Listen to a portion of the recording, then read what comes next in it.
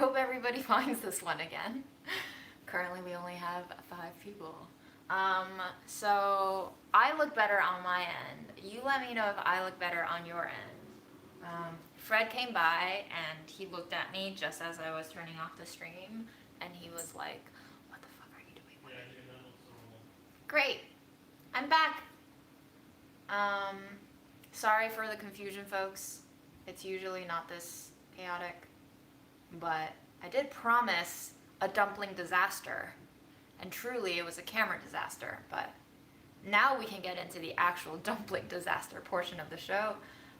So 448 grams of flour. I'm gonna zero out my scale. I'm gonna check back to my recipe. We're gonna dump in 54 grams of cornstarch.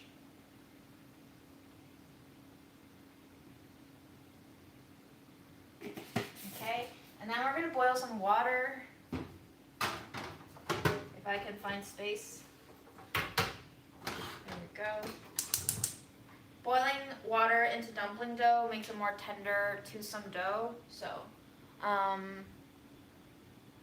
yay, it's better. We fixed it. Thanks, Aaron.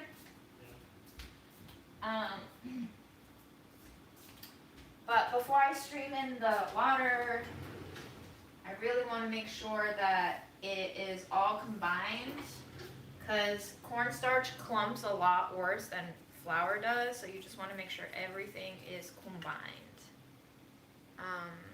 Yeah, I don't know what was up with my phone, but I'm glad we restarted, because that was going to really bum me out. So yes, to the folks who did not join the last live that happened 2 seconds ago, we are making dumpling fillings all day long. We're making a double batch of dumpling dough so that I can test different things.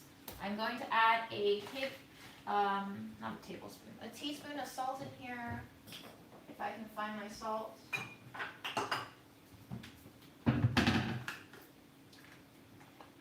It's usually when I'm trying to test out new recipes that having this small-ish kitchen really frustrates me, because it's just really hard to lay things out and stay organized. I try to take notes as I go to keep things organized, but I will probably get very irritable today. It's not like working in the test kitchen where I can actually have room to lay shit out as I go. It's just like, okay, what can we get rid of now? So water's coming up to boil. I'm going to use about 2/3 cup of boiling water. 2/3 cup of boiling water is approximately 160 grams. This is the dumpling dough recipe that my mom disapproves of. Hi, Panama. Hi, England. Welcome to June, Woo Plot. And officially in winter, yikes.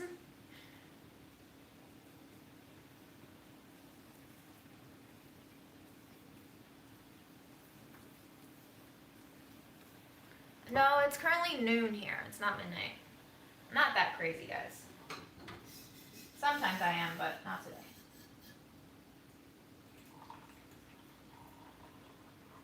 Oh, Fred, you've returned. Welcome, buddy. Hi, how can I help ya? You sniffing my feet? Okay. We're going to stream in this water gradually while I try to whisk it in with my chopsticks. And then we're just gonna do a little bit of this and wait for everything to gelatinize a little bit. I probably should have used my bigger bowl, but alas, I don't have a bigger bowl because that bowl is currently washing my dill. Bye, bud.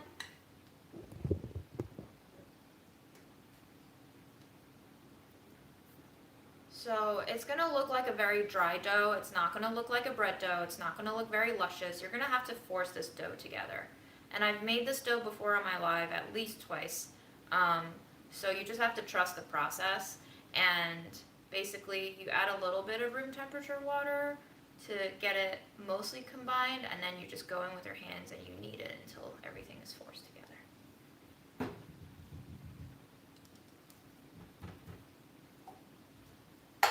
I'm going to add, this is a double batch, So I'm going to add a 1/4 cup of room temperature water, which is about 60 grams.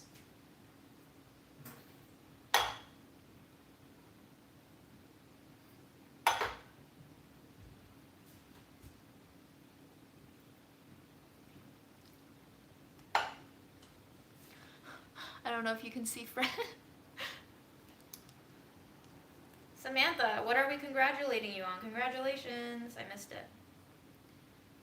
Hot water went in first, 2/3 cup, and then I do a little bit of room temp. I don't think it matters much, but this is the way I wrote my recipe and it's worked so far. You can use all hot water for sure. It's just going to give you a little bit more of a textural balance if you have some hot water, which sets the starches in the dough and makes it a lot more easy for your teeth to sink into, and then you use a little bit of room temperature water to like not completely set that starch and have a little bit of balance. So you have a little bit of chew and you have a little bit of tenderness, which is the balance we're trying to strike here.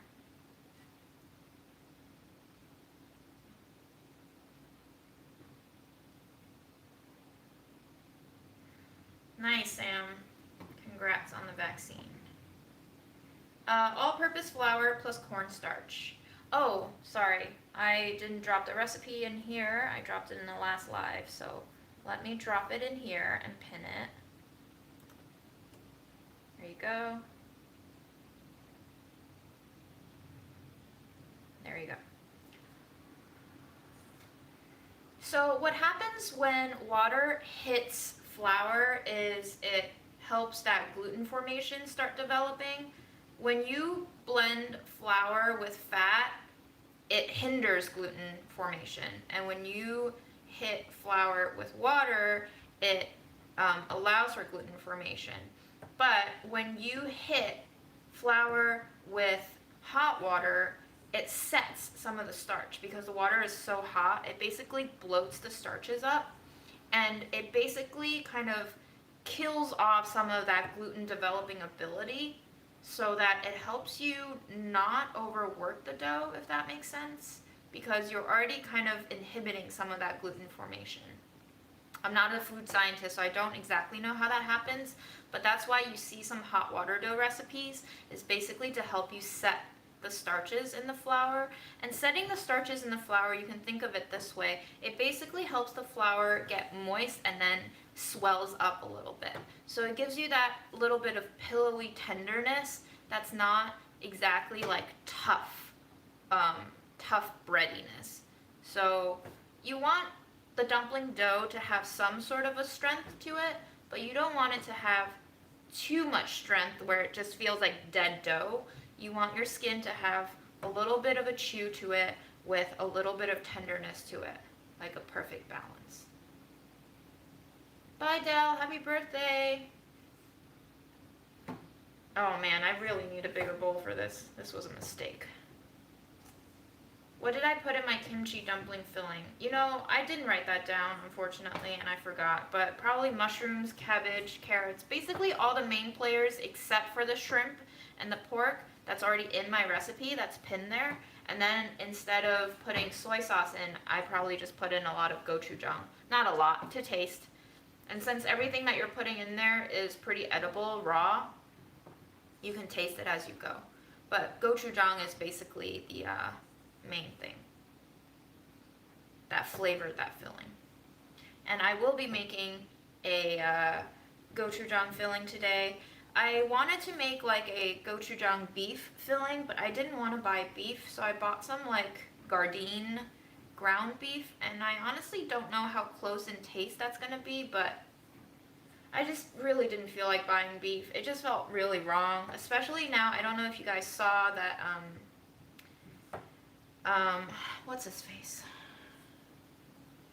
Man, I can't remember which food media came out, but a food media company came out with a letter that basically said we're not going to develop any more beef recipes going forward because it's about time that we recognize that, like, this is something that we very easily could change about our lifestyle in terms of... Epicurious, yes. Thanks, Aaron. Aaron saved the day 2 times. Epicurious wrote a letter saying like, hey, you know, like, it's time that we just don't do it anymore, and there's plenty of other stuff we can develop because the environmental impact of eating beef is just it's just not going to be sustainable. So I bought a bag of Gardein just as a testing substitute, and I want to talk with my editors about whether or not I can recommend that. It'd be kind of cool if Delish would do that too, but I don't want to seem like we're jumping on the hype train. But I mean, it really is time. And it's not like we're prohibiting anyone from eating beef. It's just that we have so much beef recipes in the bank already, you know? Like, everyone's been writing beef recipes for a very long time now. So it's not like you are running out of resources on how to cook beef.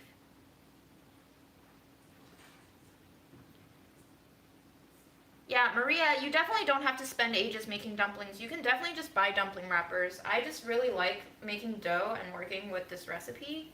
As you can see, there's still a fair bit of flour left in here. So I'm going to start streaming in some water, just a little by little.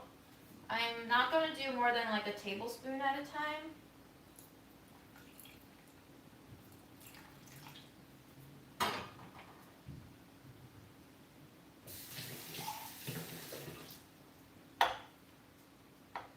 So there's about a quarter cup in here. I'll just go a little bit by a little bit.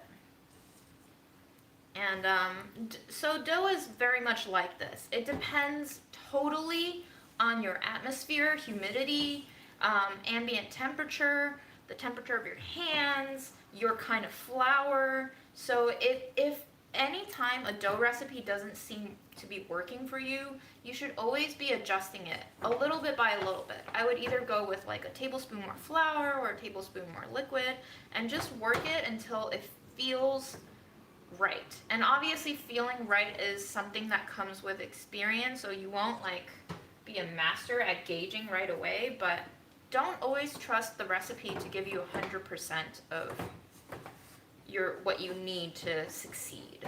The recipe is truly, at the end of the day, just a guideline, and you are the cook. So you are in charge of the final product. And that's not to say that you don't trust any recipe and you like go completely off the grid with it, but it's just to say that if at any point a recipe is not working for you or if it doesn't feel right, then just help it along a little bit.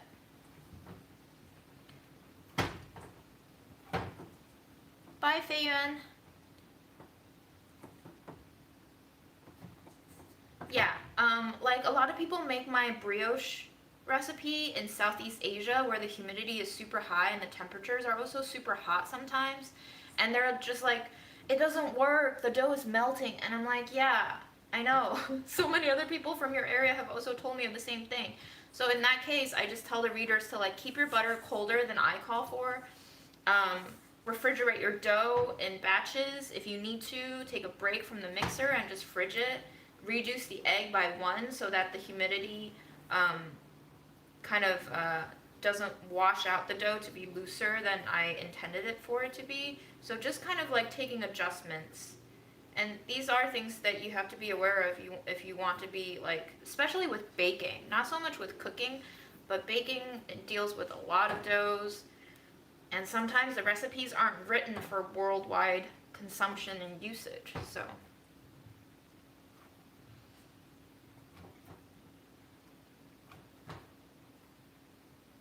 Jackie, thanks for that tip. Yeah, I just don't know if like TVP is even more readily available. I feel like we can just call for stuff like Beyond Impossible as substitutes. And I've mentioned this before, but I follow a food writer called Alicia Kennedy, and she's written a lot and also done podcasts a lot on her take of these kind of lab meats, these new Silicon Valley type creations where we are still very much mimicking meat, and there's just also a lot of ethics behind consuming stuff like Beyond and Impossible and Gardein, where it's just like you're encouraging monocultures of soy and whatever it is that they're putting in these things, and it's still not really creating a holistic view of what we're doing to our food environment and our food systems and our food chains.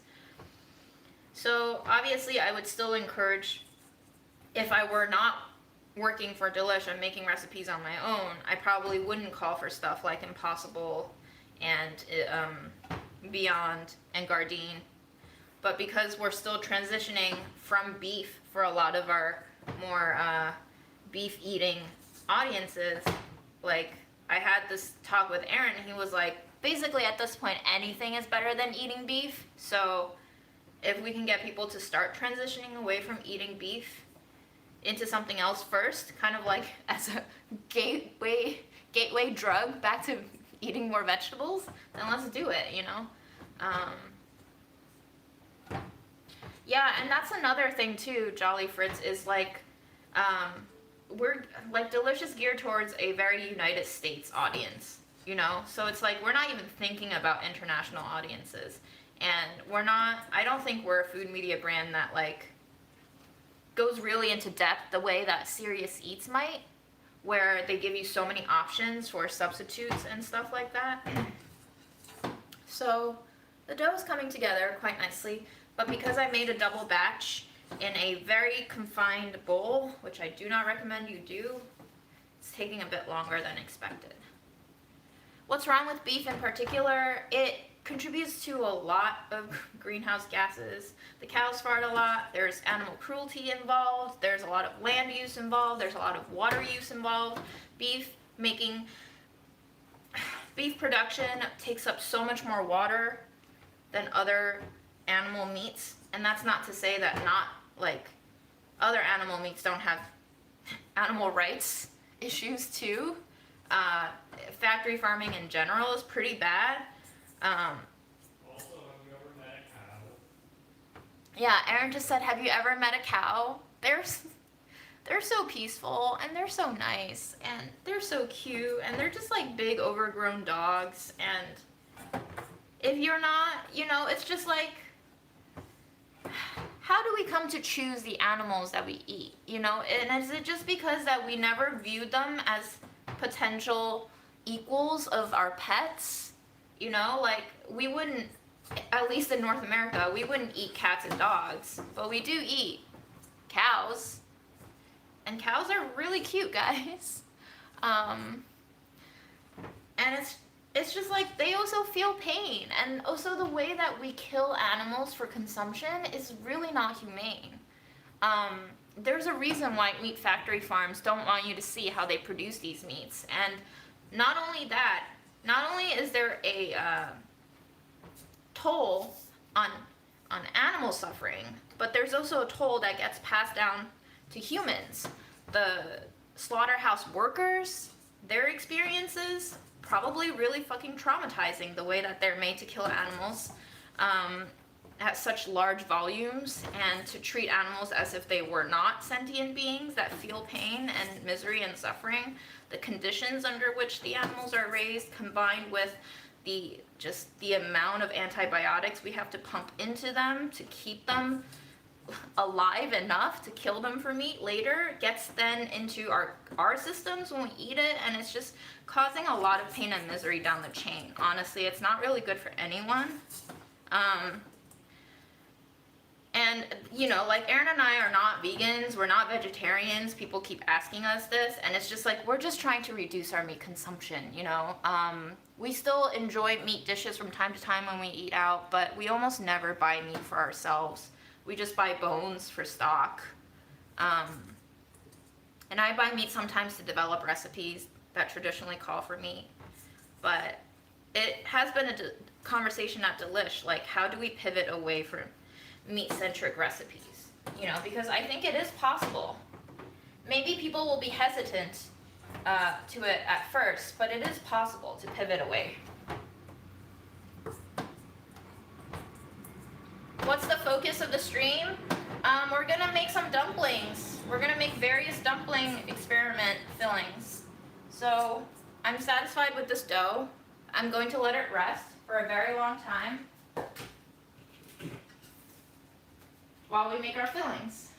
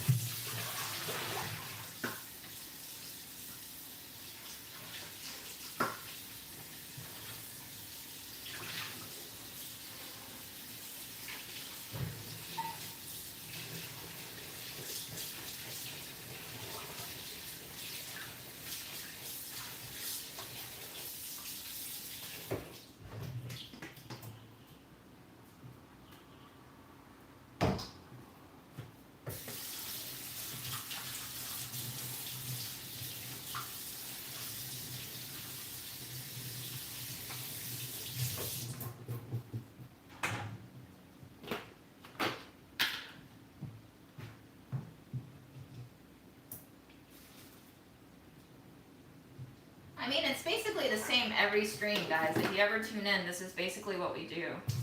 We just chat, talk about nothing and everything, and then I make some things, and sometimes it's more edible than others.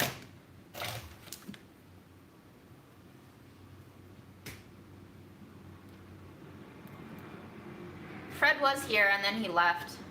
He ran out of patience for our bullshit.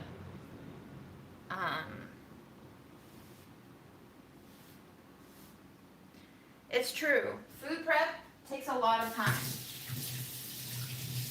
I mean, money is time in our world. So if you don't have money, you need to have time. And if you don't have time or money, then you're basically screwed.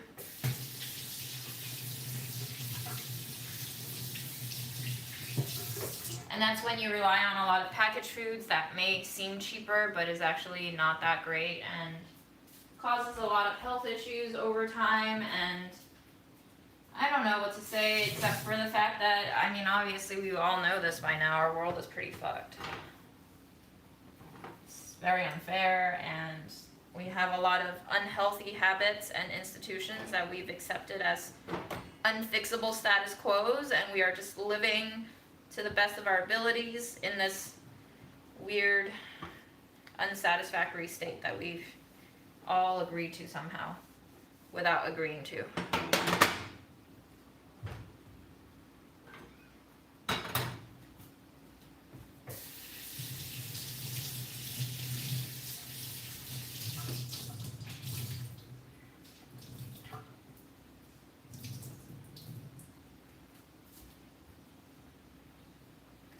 Okay, so I set my ambitions way too high.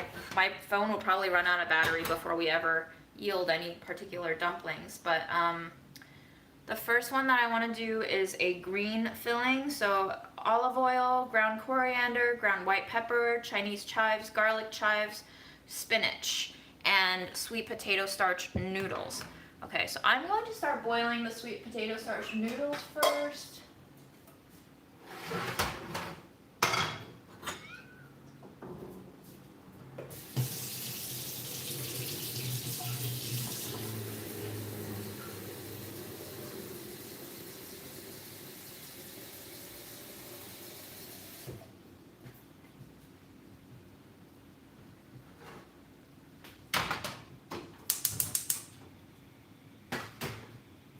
We're so gonna run out of space.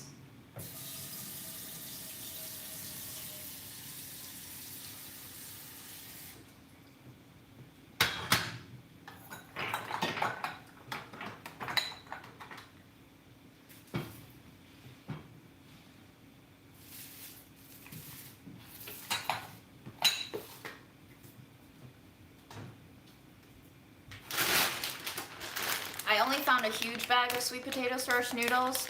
So these are Korean, and I don't know how to read Korean, but this is 1 kilogram of sweet potato starch noodles.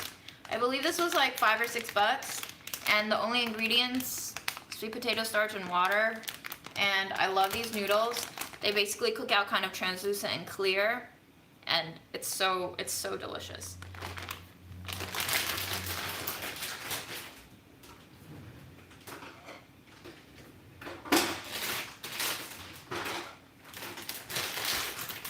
Nifty bag. It has a reclosable zipper thing in it.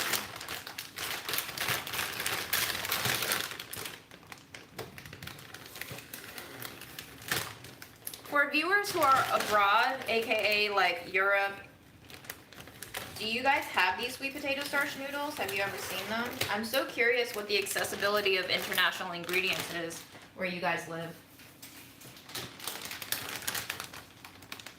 Emmeline, we're gonna make a lot of different fillings.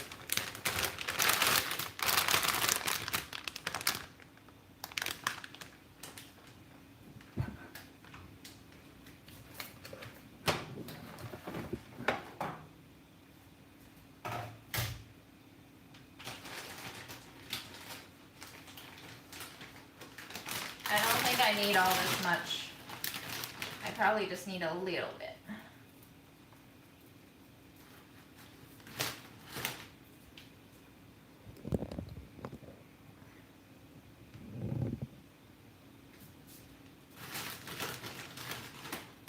Yeah, kind of like mandu, yeah. I feel like a lot of my fillings today are gonna be like a hybrid of Chinese and Korean flavors and ingredients. I love Korean food. I haven't had much of it, but from what I have had of it, I love it.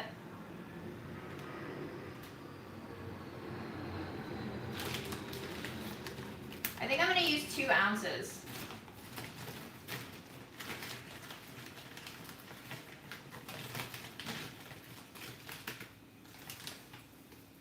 There's probably a better way of breaking these noodles, but I'm not great at it, guys. Okay. 2 ounces. Yes. And then I'm just gonna break them right now, if I can. Oh, I can't. Never mind. These are very strong. They're not at all like rice vermicelli, which are very easily breakable, but I was thinking of breaking them so then I wouldn't have to chop them later, but I guess I'll just have to chop them. They should have some bounce and chew. Yeah, totally. Agreed.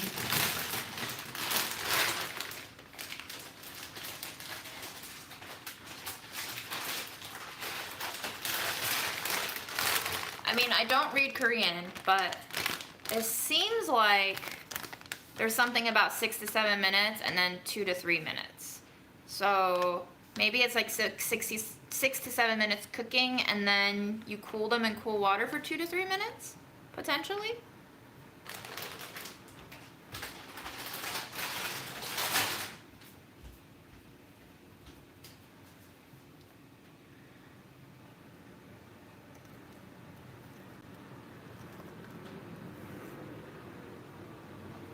Oh, stir fry for 2 to 3. Gotcha. Thank you, guys. What would I do without you?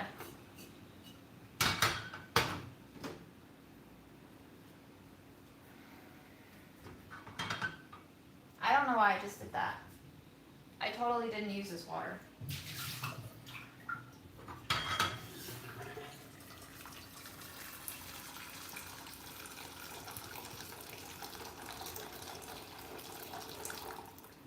Okay. That water is close to boiling. We're gonna slip our noodles in my very tiny, undersized pot.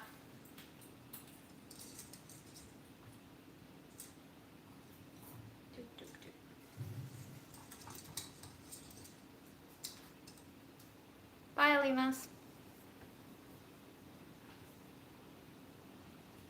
Yes, japchae is so good. I love japchae so much. I'll set a timer for 7 minutes because the water's not quite up to a boil yet. Debbie, we're making some dumpling fillings and hopefully making some experimental dumplings. But my cell phone might run out of battery. Also, Debbie, you have the same name as someone I went to college with. Are you that Debbie? Let me know.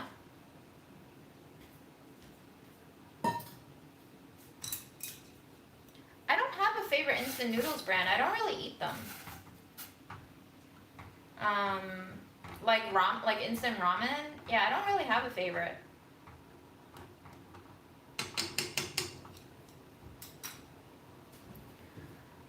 All right, never mind, Debbie.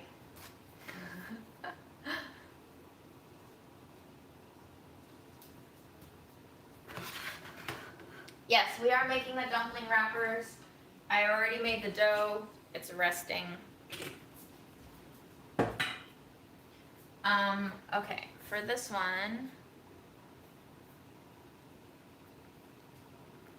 one's filling, I am going to do, oh, please, work with me, computer. A stir fry.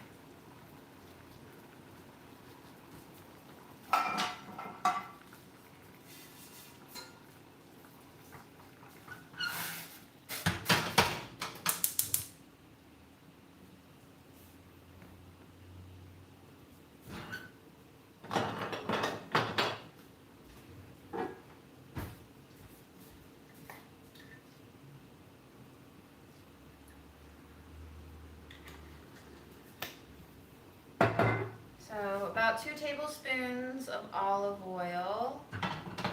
Then we're going to bloom some coriander and white pepper. Half a teaspoon and a quarter teaspoon.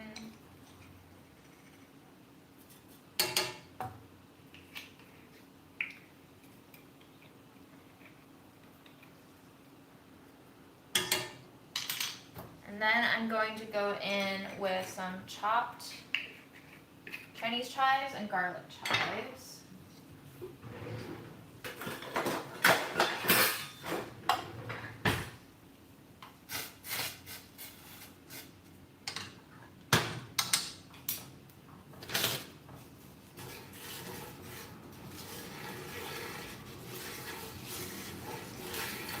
And it's going to get really splattery in here because I'm going to be slinging watery stuff on top of not watery stuff. Because I just washed all of my herbs.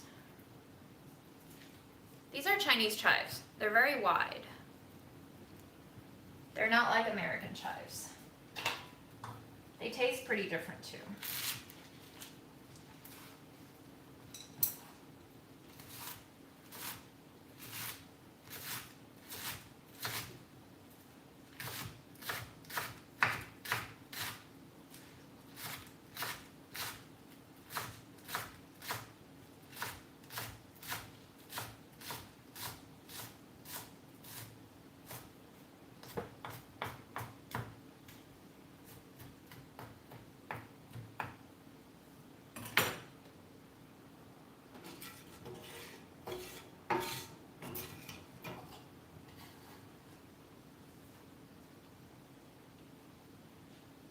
So a cup of chopped chives is about 3 ounces.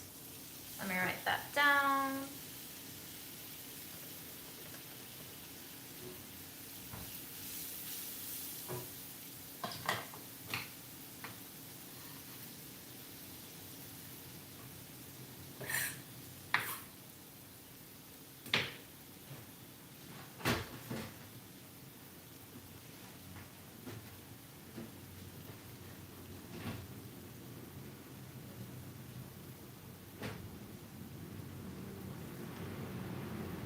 And then these are garlic chives. So very beautiful. They have like these almost like little bud-like blossoms on top. So delicious. Oops.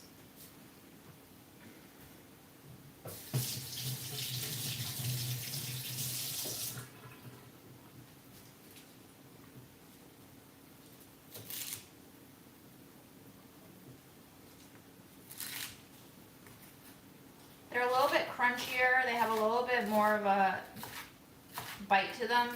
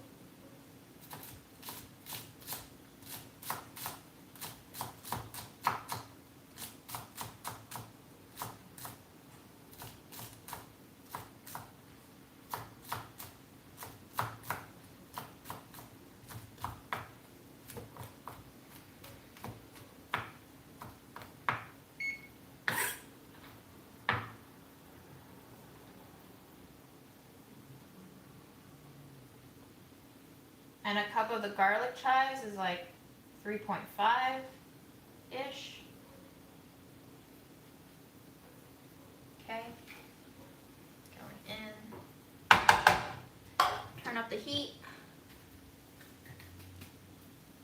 Then I'll set a timer for 6 minutes for the greens.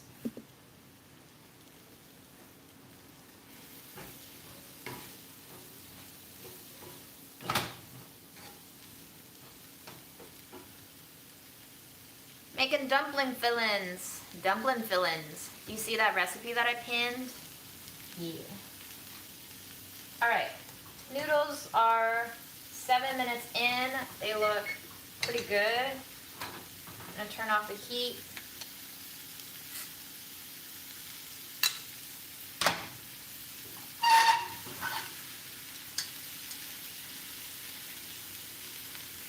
Very translucent, very beautiful, very glassy. Love them so much. Yeah. Gonna drain.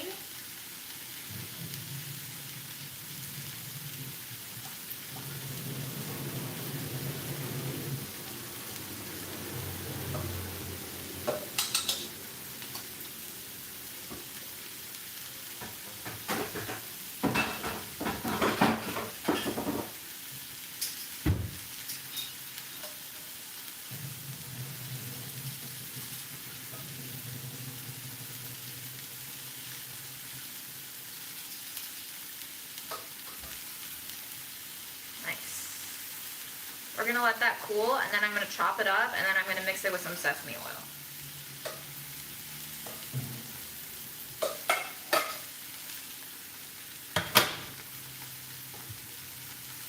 Have a good Monday. Oh man, that smells so good.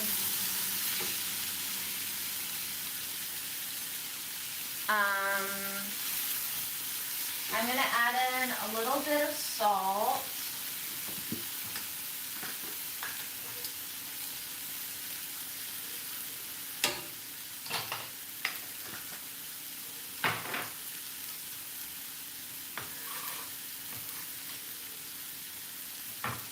And I'm going to chop up some spinach.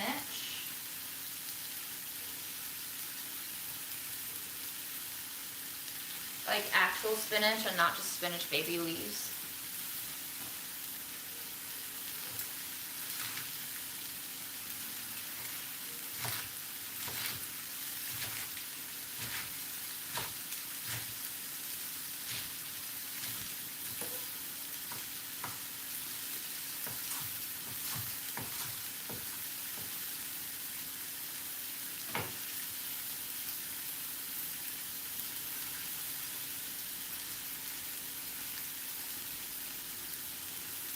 Wait, I wonder how much this weighs. Oh.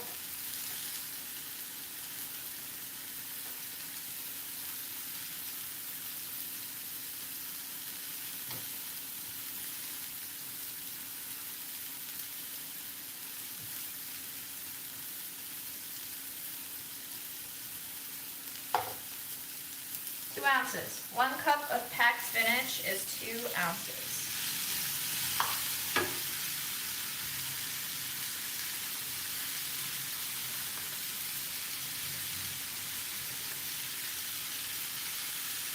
My birthday is not in June.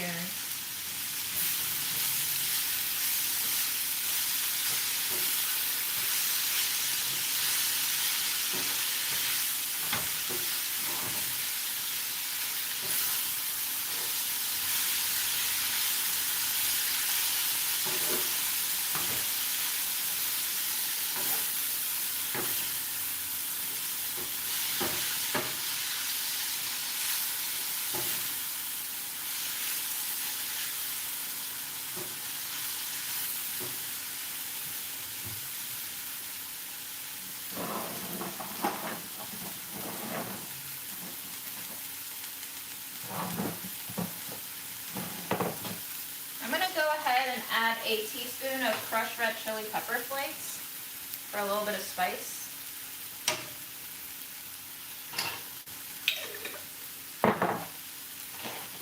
And also, I think a half teaspoon of black pepper.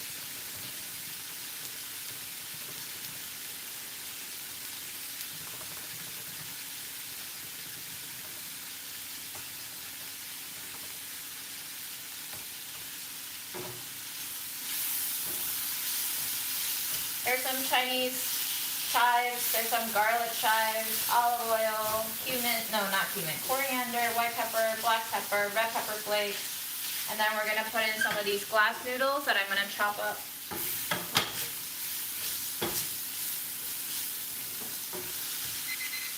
So that was 6 minutes.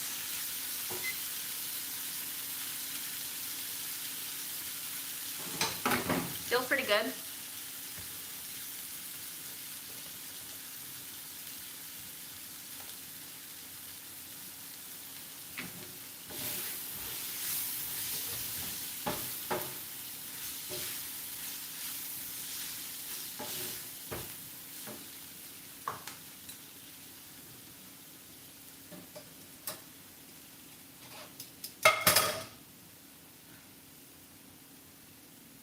I feel like this is gonna end up being like 1 cup of everything, which is nice. I like similar amounts.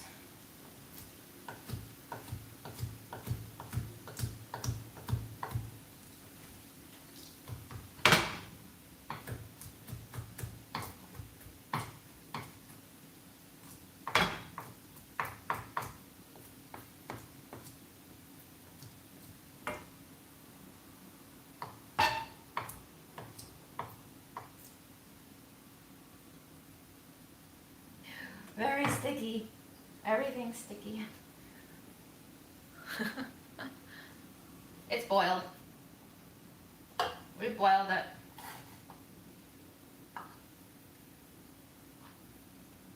Yeah, nice. 1 cup. 1 cup of this. Delightful. And that's about 6 ounces.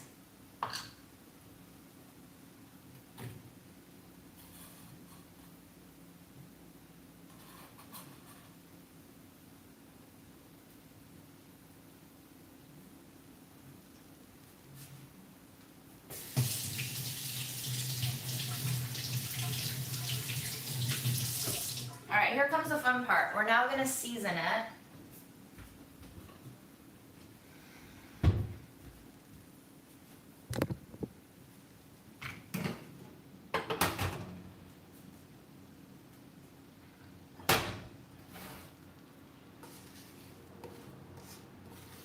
Wait, I need to measure this.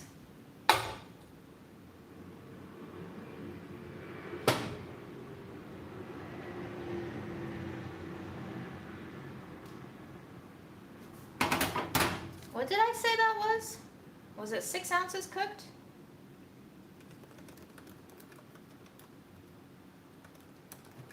All right,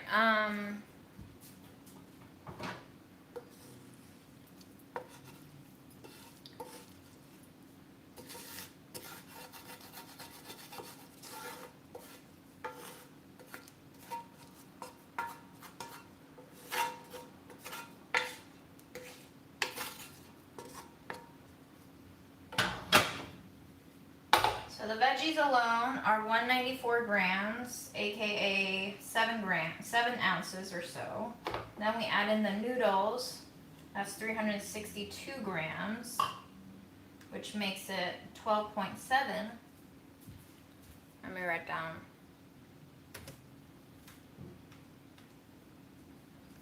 $360 grams. And then we're going to drizzle in some sauté oil. I have here 1 tablespoon, so 15 grams.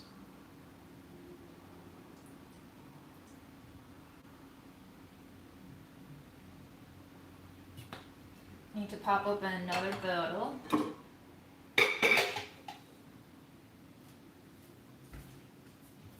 I have another bottle? God, I hope I do.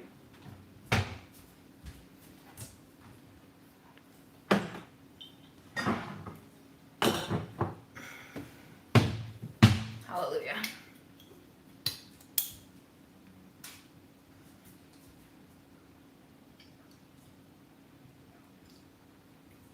Okay, and we're gonna mix that and we're gonna taste for seasoning. I'm guessing we'll be adding a lot of like soy sauce to this. Maybe some raw grated garlic could be nice. I have been recommended flavorful origins. Do you guys like? Should I watch?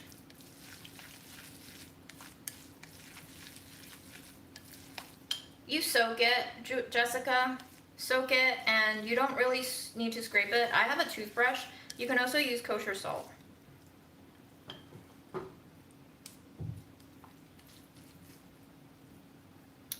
Okay.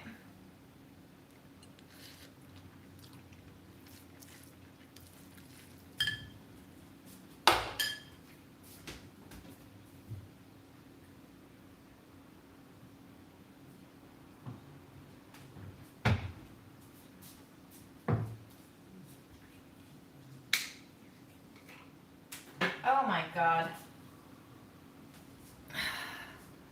What a brilliant mechanism. Useless.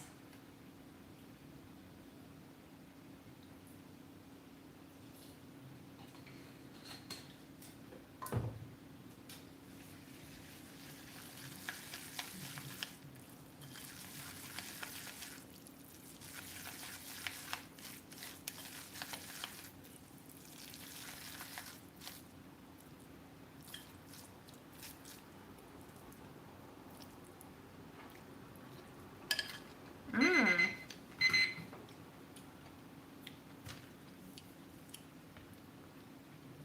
Let out the ducks, Meg. Let out the ducks.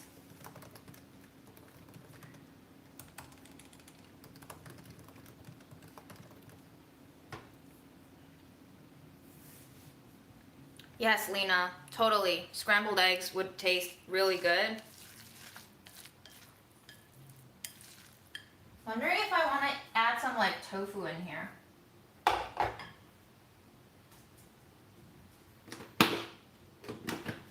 I think I do. But I might also want to add a little touch of vinegar.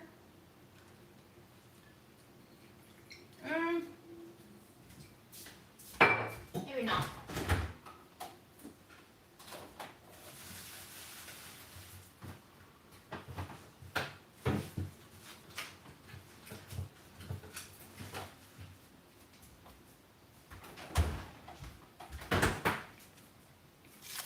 Tofu.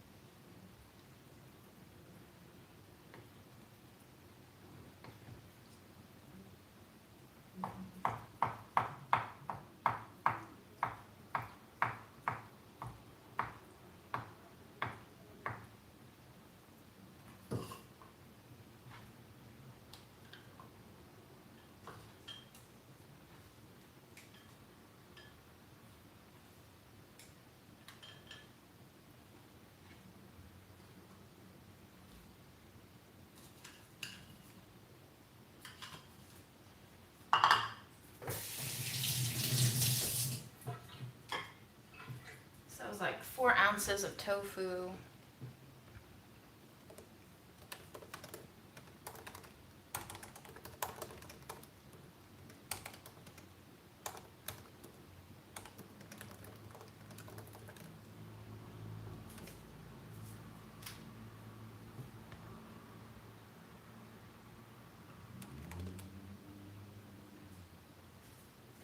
Yes, I love freezing tofu. It's absolutely amazingly delicious. So I think with the added tofu, we probably need a little more soy sauce now. But this looks good. Yum.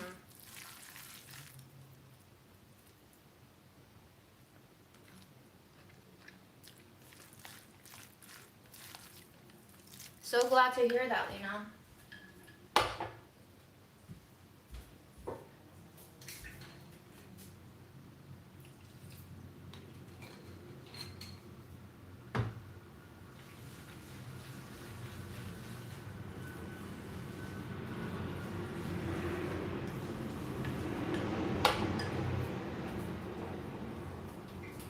Alright, we're gonna go in with a touch of vinagre. Let's go with a teaspoon first.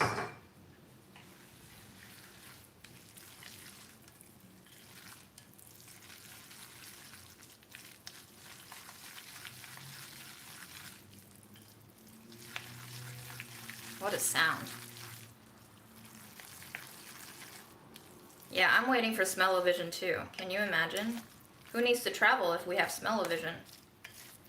And then we can have teleportation?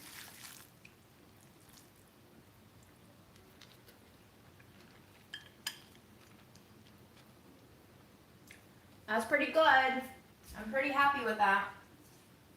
A little bit of spice, a little bit of nuttiness from the sesame oil, a little bit of acidity from the vinegar that you can't even detect anymore because it's just like disappeared into here. And then you have the very different textures of the kind of tender but still a little bit fibrous greens with that chewy, sleeky noodle with the kind of firm and porous tofu. Yum. Okay. One filling done. Yes, Lena.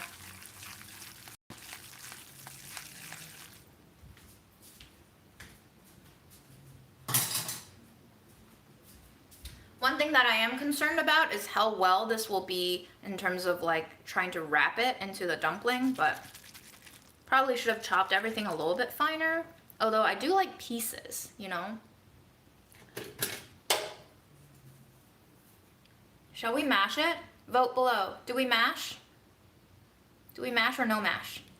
Guys, I need you right now. Oh, wow. Okay, so many no's. Okay. Ah! Okay.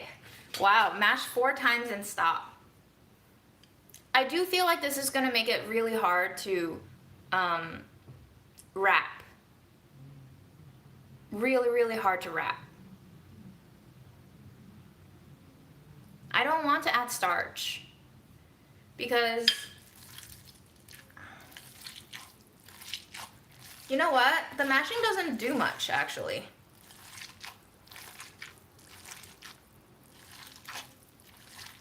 I could tell people to like food process it, but it doesn't really do much, guys. But, ooh. I bet some of you are dying out now. This is the sound.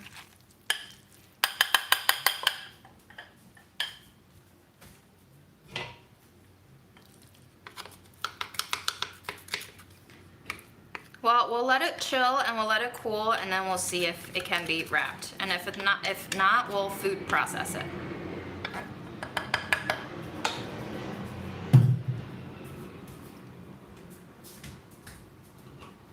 Honestly, I don't know about you, but I kind of like a little bit of crumbly tofu. Like, not all the way crumble, but I like a little bit of crumble.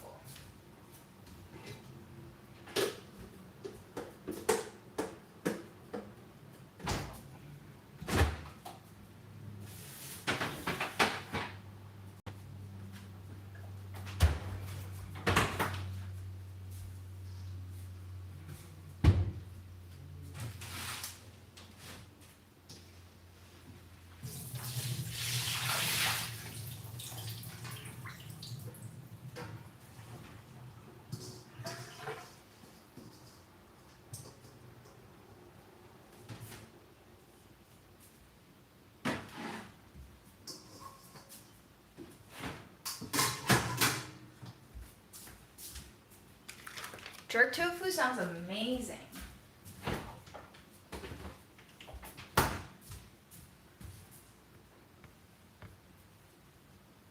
Yeah, I'm very surprised that everyone was anti-mash too.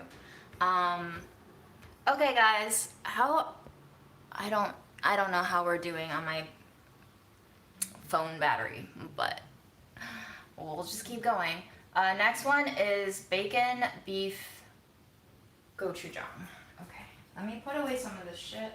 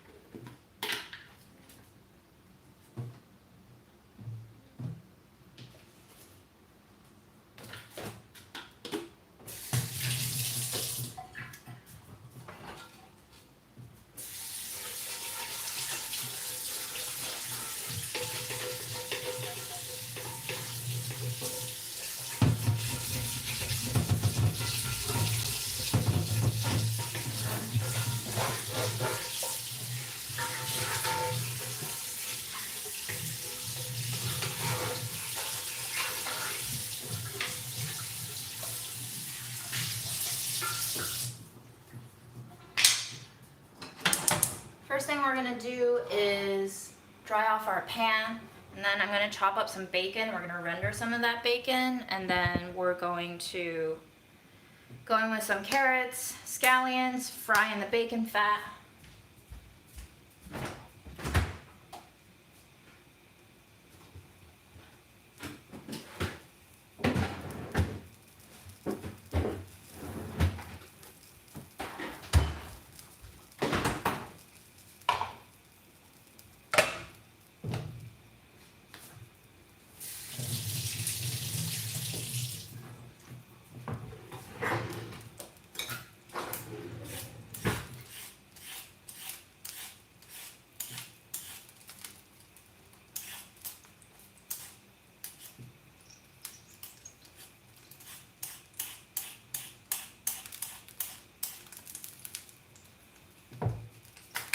Turn down this heat, everything's dried now.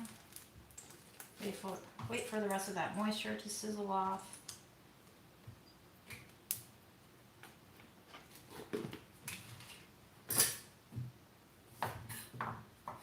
You really don't want anything wet in your pan when you're sizzling something as fatty as bacon. That is a surefire way to end up with these fry burns. Do you see the little dots? Eee.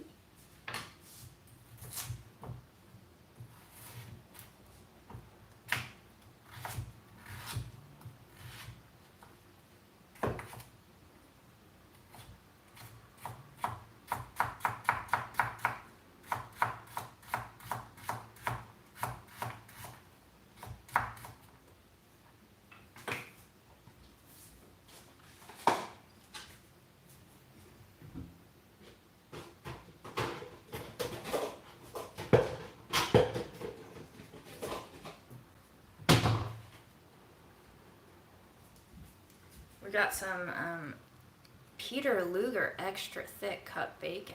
Wow. With terrible packaging that I can't peel apart. Points off.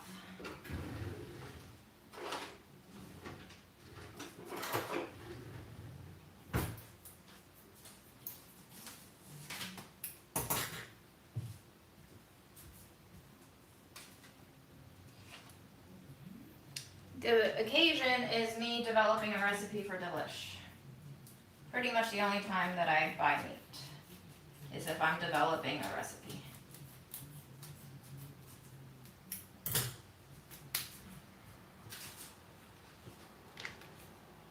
Let me see where Fred is.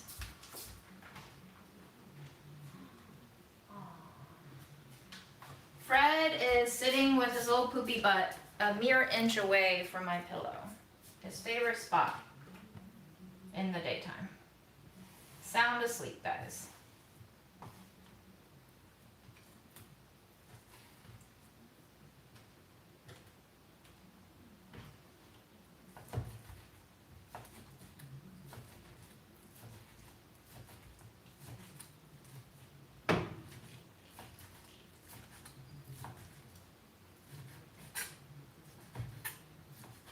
And yeah, I know I gave a whole spiel about how I didn't feel like buying beef for this recipe, but like I still bought bacon and pork, so you know, morally gray areas that I don't even know anymore.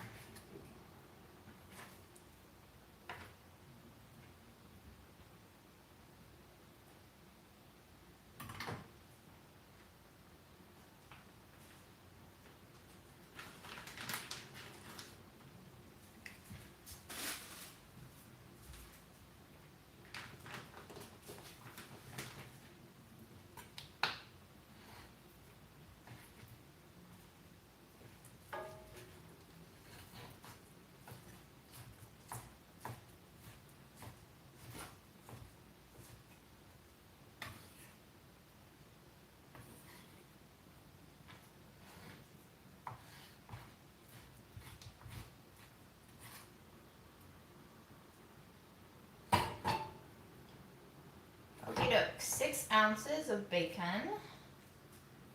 In we go.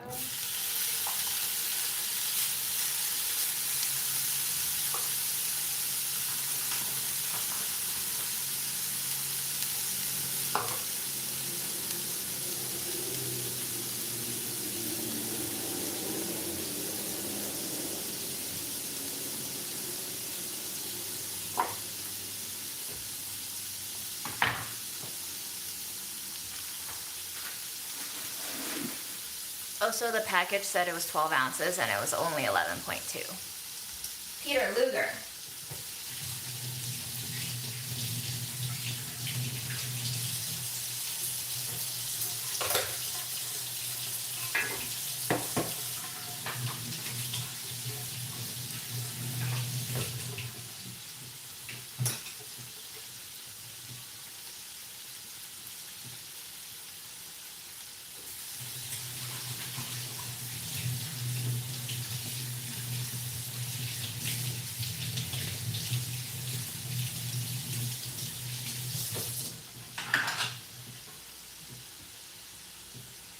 Oh my God, my bacon did not make it into the pan.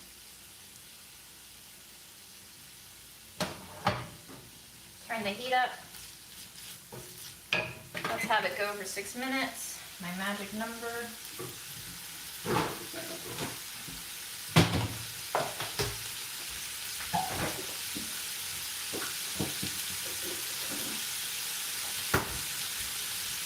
We're going to keep chopping our veggies.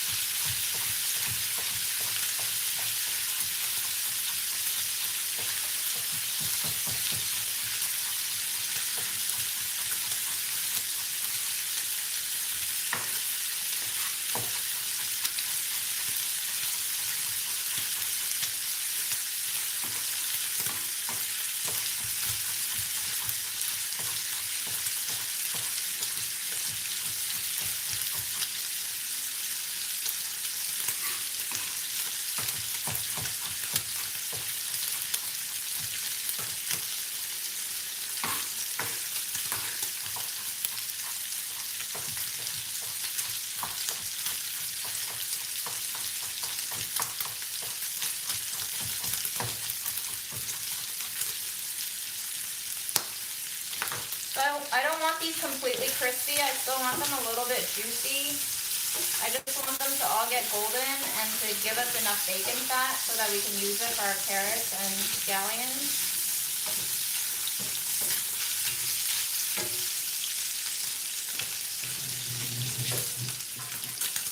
I think I want about a half cup of carrots max.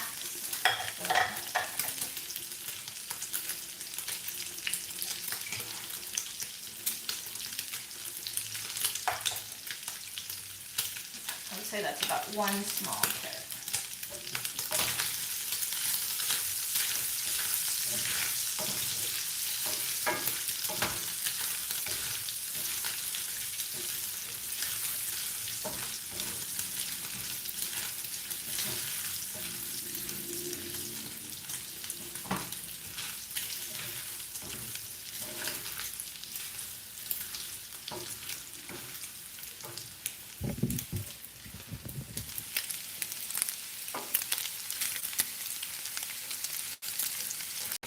I would say that's pretty good. So that was about 4 minutes. I'm going to turn off the heat.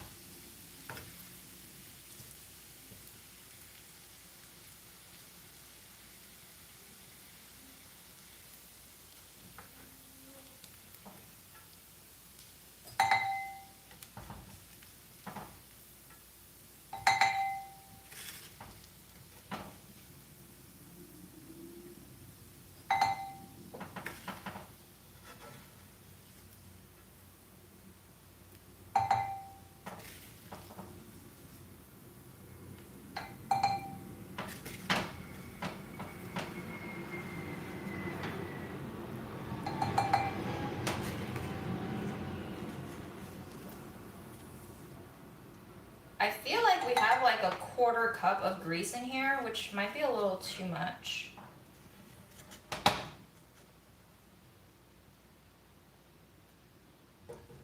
So let's pour some of that out.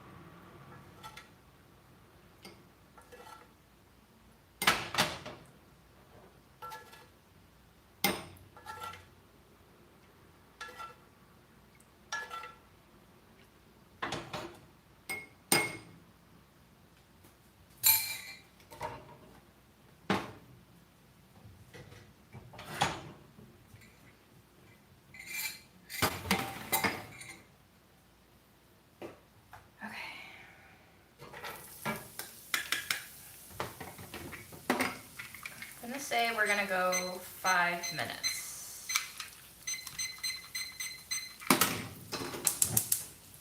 So carrots.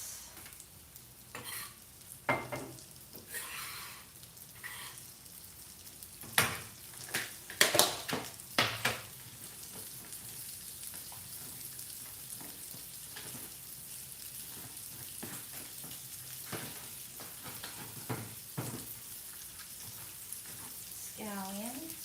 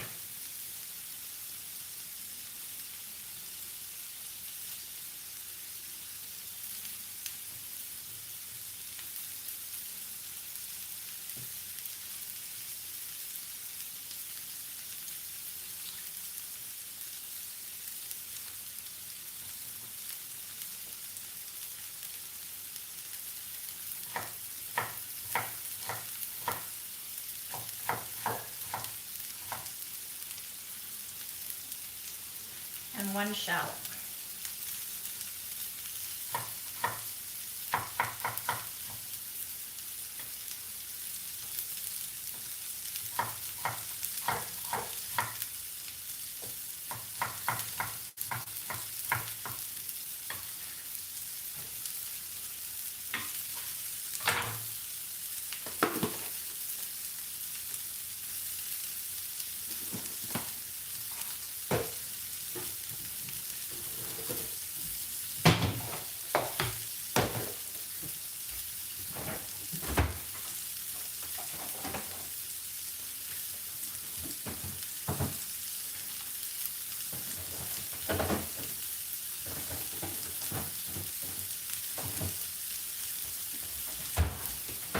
My fridge is dangerously full.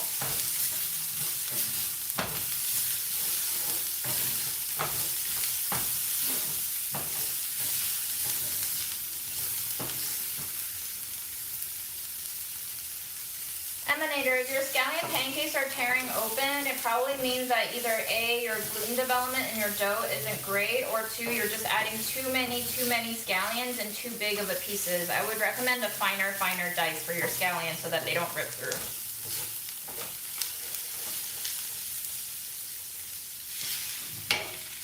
That chair?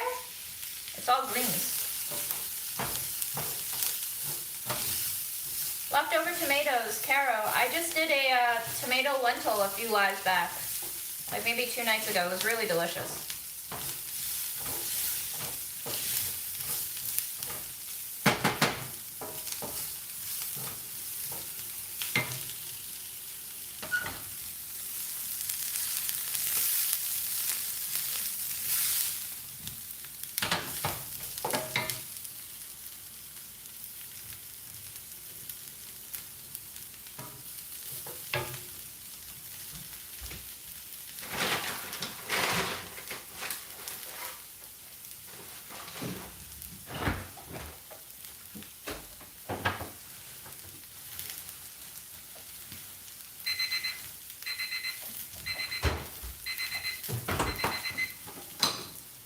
Off. We're gonna grate some raw garlic and ginger in here.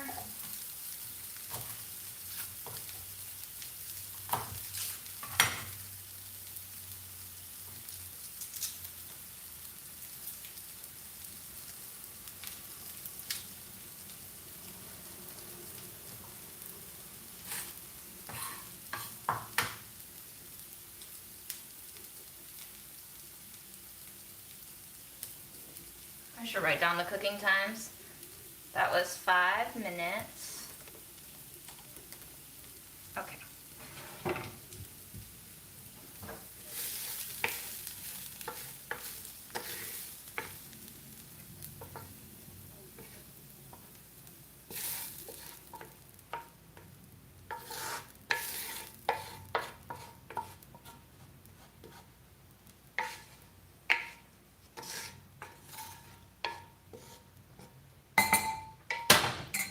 So this is what we have so far. Vegetables falling all over my floor because I'm a hot mess. Okay, we got some bacon. We got some carrots, scallions, shallots. They're mixing together. They look damn good. Let me taste for salt before I add in the beef so that I know how we are doing on seasoning. Nice.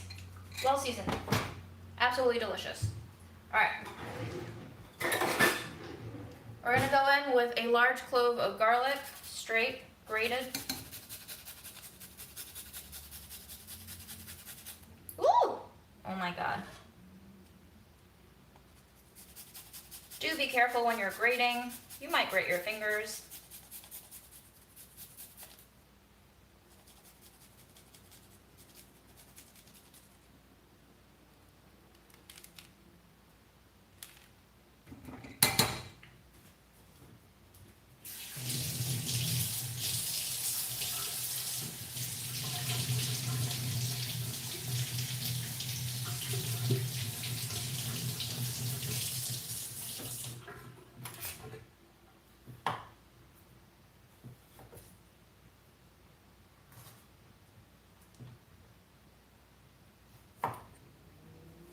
For the most part, when I'm grating ginger, I don't peel them unless they look especially gnarly. I just trim off the extremely fibrous ends so that the grater can get to it. I'm gonna grate in about 1 inch of this ginger.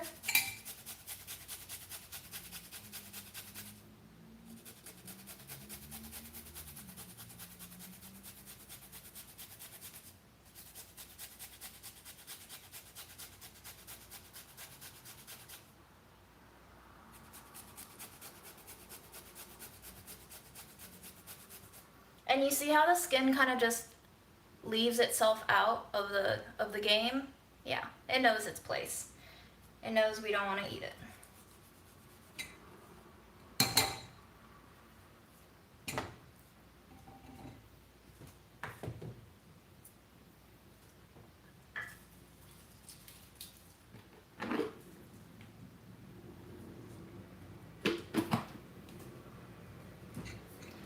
So there we go.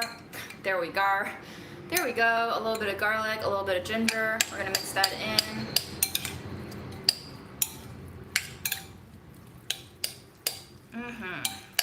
That smells so good.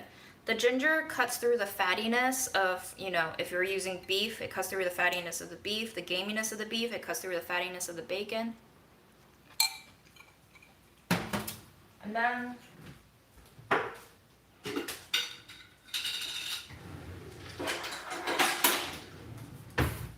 let's go in with a tablespoon of gochujang first.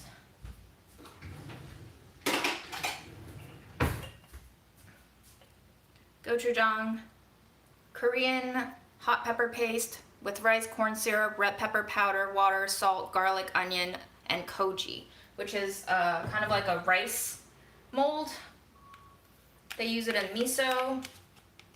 A lot of good stuff. Delicious.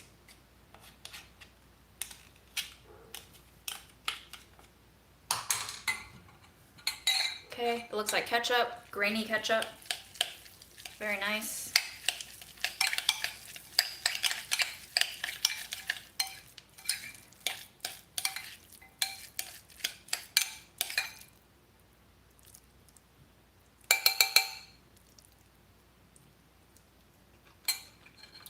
Yum. Okay. And now we're gonna go in with our gardine. At this point, I guess you can go in with your ground beef.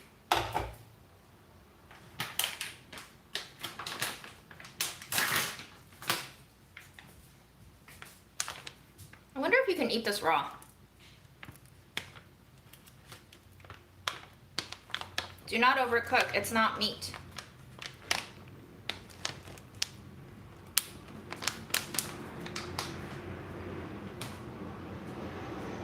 I think we can go in with another tablespoon of gochujang because we're adding in the beef. It'll be good.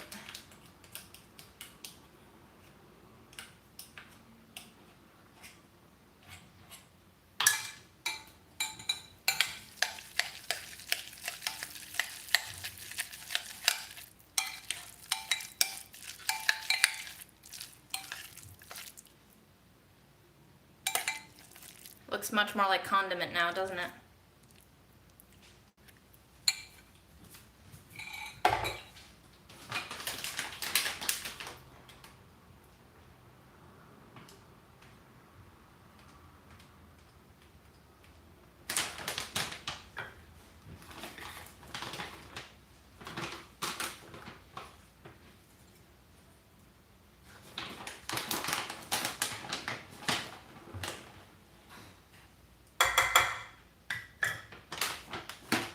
Alright, 1 cup of ground beef, or about 4 ounces.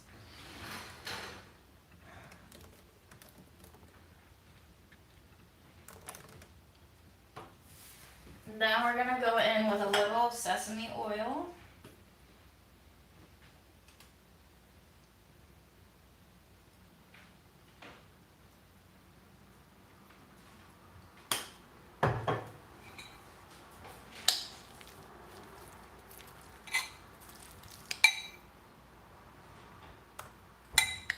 Hi, Croatia.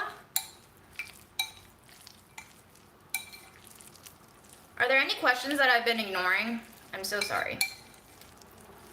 I hope you guys are enjoying watching me do this recipe development, though. I'm enjoying it.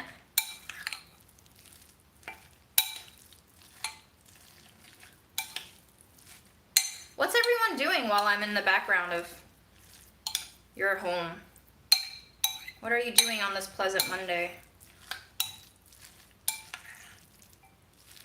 Okay, obviously, if you're using real beef, don't taste test this, but because this is pretty, I mean, there might be still chances of salmonella because it's factory produced, and I don't know what it is, you know, cleanliness-wise, but I'm gonna taste it because science.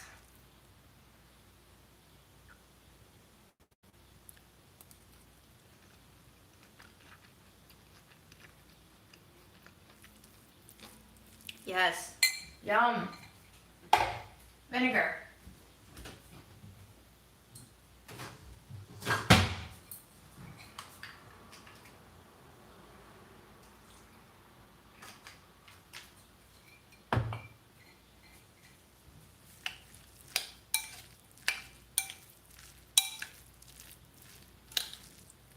yelling at you?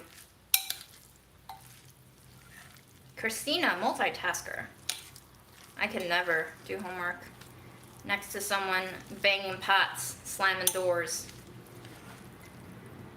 Oh my god, banana cream pudding, yum.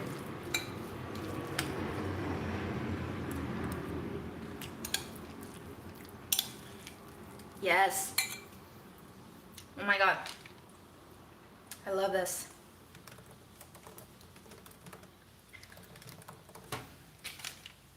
If there's one thing that I've learned this pandemic how to do, it's to be satisfied with the mediocre. Like when I started this pandemic, stay at home, and I was developing recipes, I don't know, I was spending so many trials trying to perfect that recipe, and at the end of the day, your happiness level and your satisfaction level dips as you try. Because with each effort you put in, you expect more. Your expectations rise as you put in more effort. And so I've learned to be okay with, like, does this taste good? Yeah. All right, great. Let's roll with it, you know? And it's like, this is a great way for home cooks to be open to, like, jazzing up a base recipe. It's like, yeah, it's not a mind-blowing recipe, but it's a good blueprint on how to get a, you know, midline, mediocre, good tasting one. Wow, that's amazing. I love that vinegar. It does so much. It makes everything pop. Salty, sweet, spicy.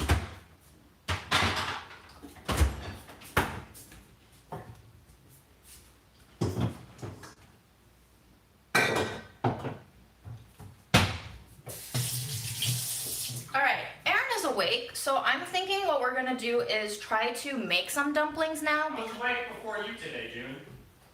Okay, Aaron just got up from bed and, oh my god, God help me. And I'm thinking we make some dumplings before my cell phone battery runs out. And yes, I will be developing the rest of the fillings. I might have to start a new live after I charge my phone, but let's make some dumplings with the fillings that we have because we have 3, which is quite a lot of filling already.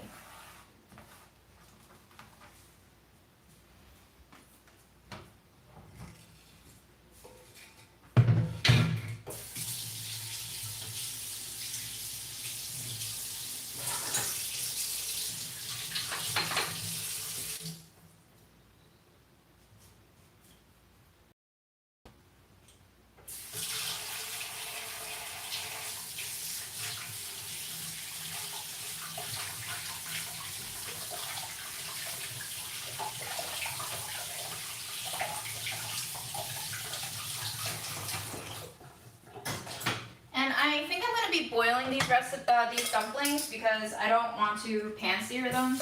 I find that this recipe, this dough, is better when it's boiled. It's just more mouthsome. It's just more toothsome when it's boiled. It's fine as a pot sticker, but not ecstatic about the textures. It's not quite crispy enough, and it can be a little tough.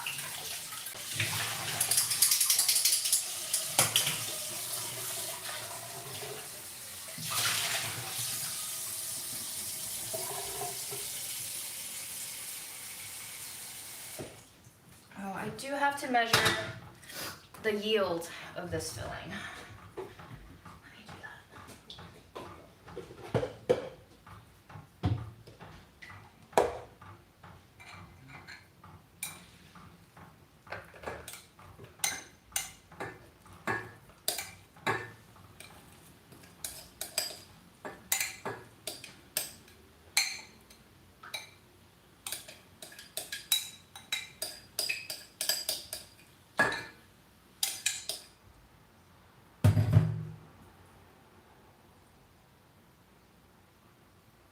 340.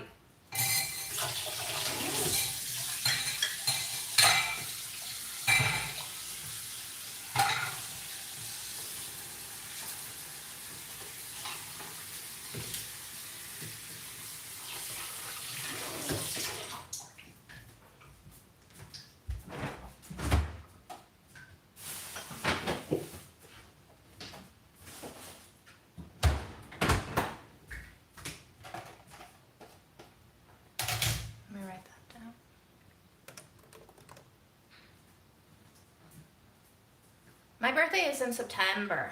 I'm a Libra.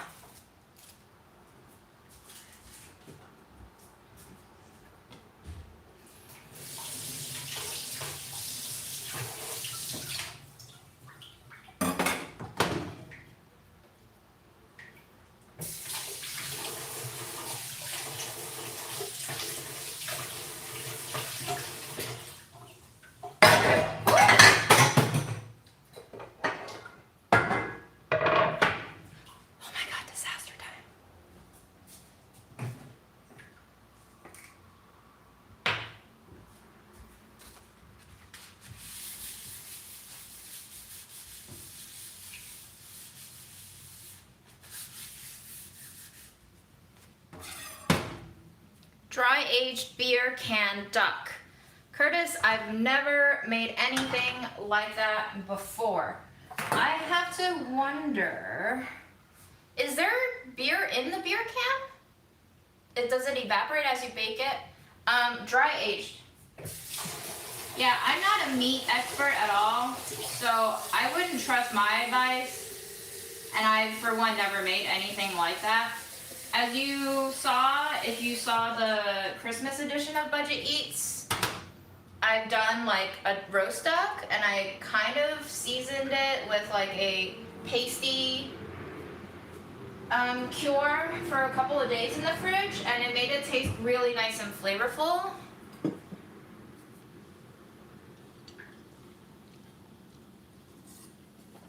Yeah, Jennifer, I was drying my cast iron on the stovetop and I had my cutting board on the other burner and I didn't realize that I had turned on the wrong burner. So that's what happened.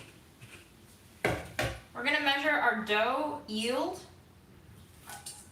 We yielded 740 grams of dough. So that means that each batch of dough, one dough batch yields 370 grams, and then 370 grams is supposed to yield 24 dumplings, which means that each dumpling is about 15 grams of dough. So that's what we're gonna work with.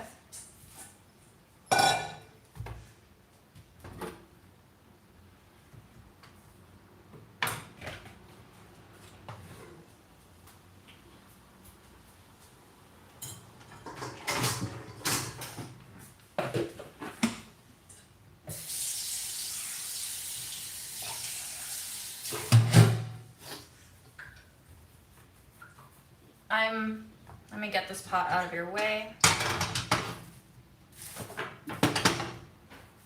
I'm rolling the dough into a log. And yes, you should probably put a towel that's wet underneath your cutting board for stability, but do as I say, not as I do. I would say it's an inch thick log, okay? Then we're gonna cut 15-ounce pieces of it. 16, that's fine.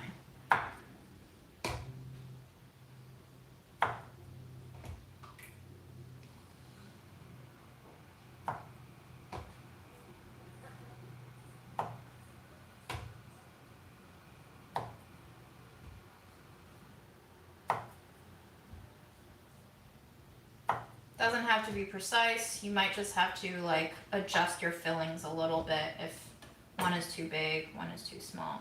Like this one is gonna be a tiny bit, which is fine.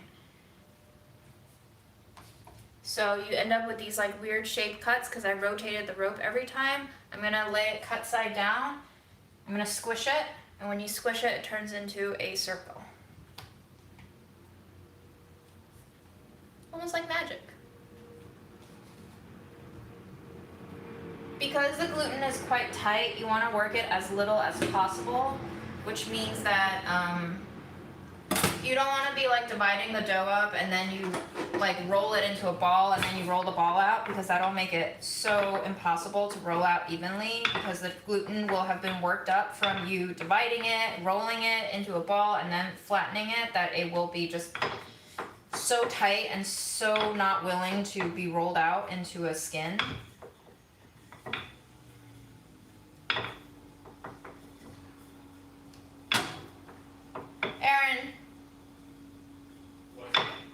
clumps do you want? Whatever. I'll eat whatever you think.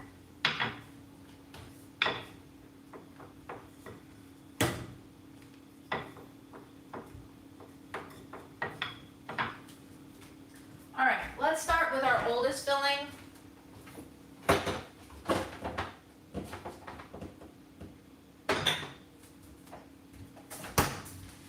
Which is our mashed potato filling from yesterday.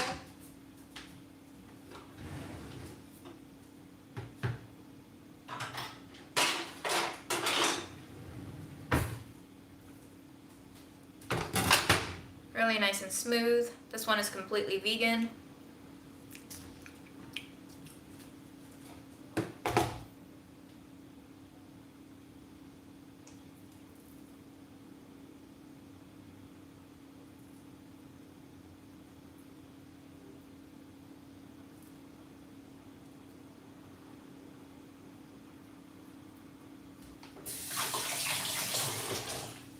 I did 1 tablespoon, which is about, filling is 1 tablespoon, 30 grams each. Okay.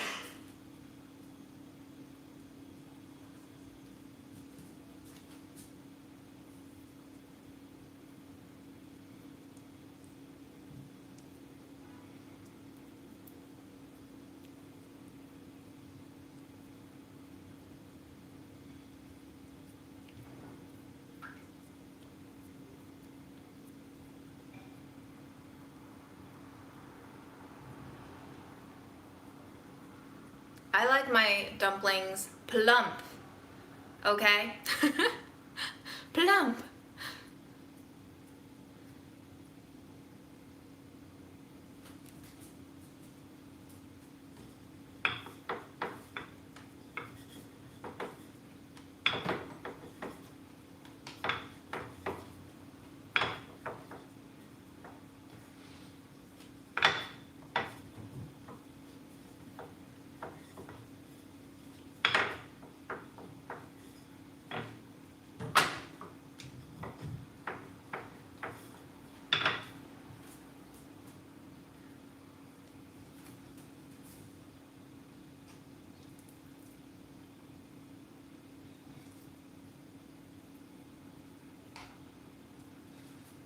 I was thinking about putting like butter or cream into this filling, which I'm gonna test a couple of these.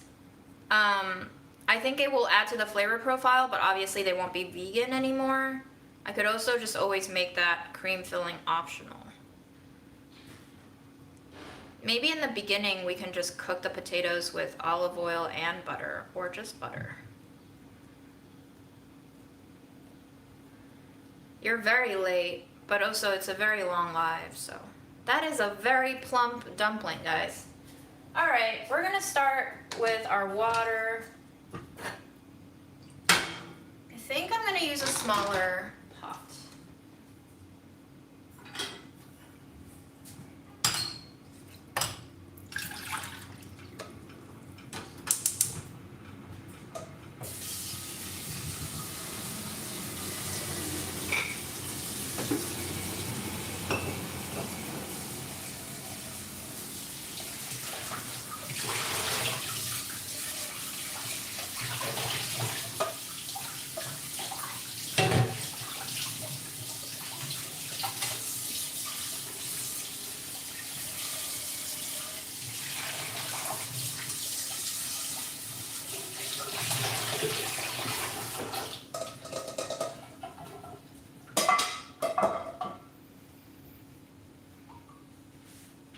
A plumpling.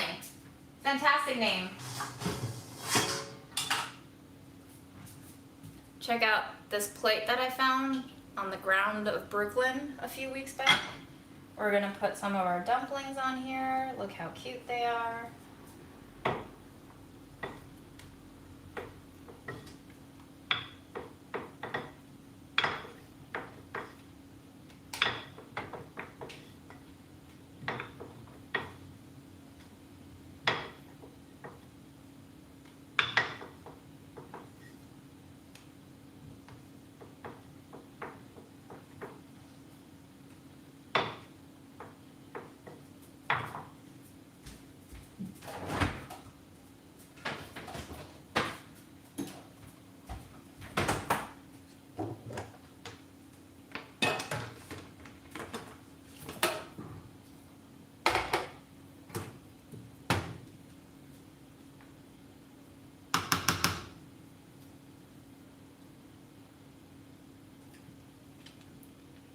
Bye, Smiley Cookie.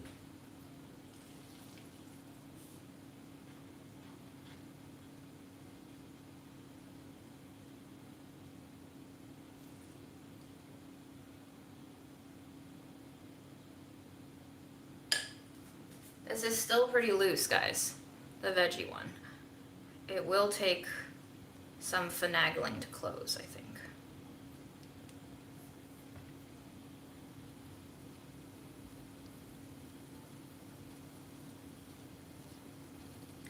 The important thing is to try to close one side of it completely, and then you push the filling that's flowing out the other end into that closed end. But yeah, I think we're gonna have to food process this one, guys. It's gonna be a little difficult for noobs like me, because I'm even having trouble with it. Especially if you want a plump dumpling. But it's doable.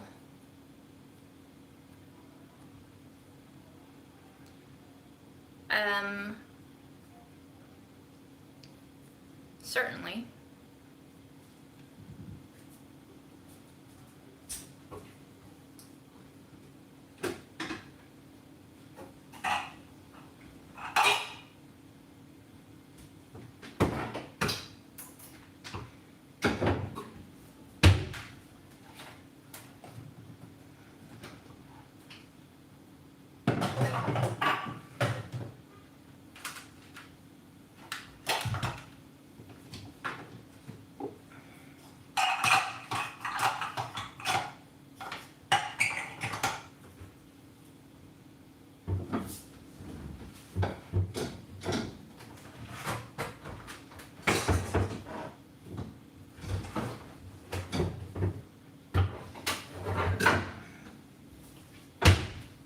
We're just going to take a little bit of it so that people don't freak out. I'm gonna mash it a little bit.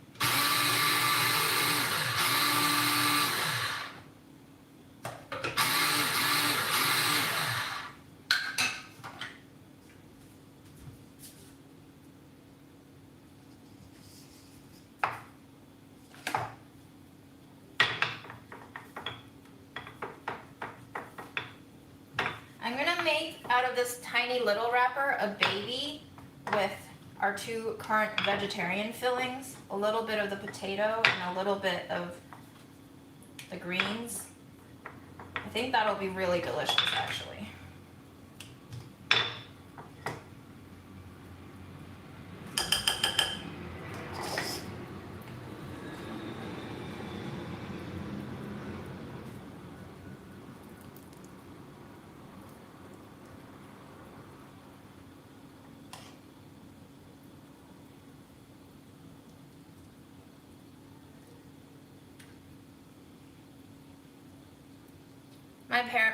My family used to make dumplings at like New Year's together as a family activity. We would never eat if I were placed in charge of dumplings because I take forever to make them, as you can see. My hands are not as seasoned and experienced, but I think once you get the hang of it, your production speed will increase dramatically as well. So there's our little hybrid. Yeah, you can definitely freeze dumplings. Just freeze them at this stage before you cook.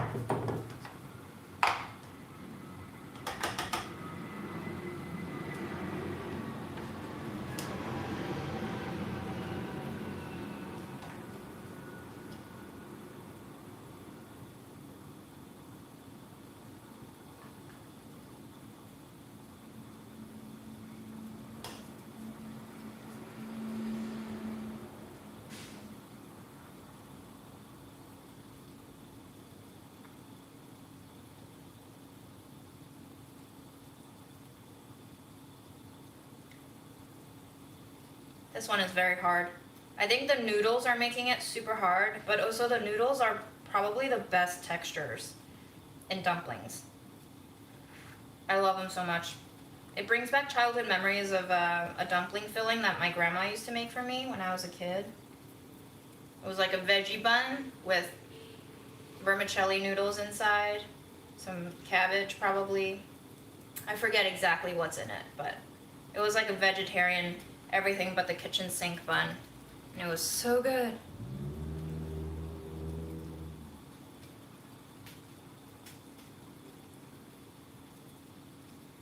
Alright, we're gonna boil the potato ones.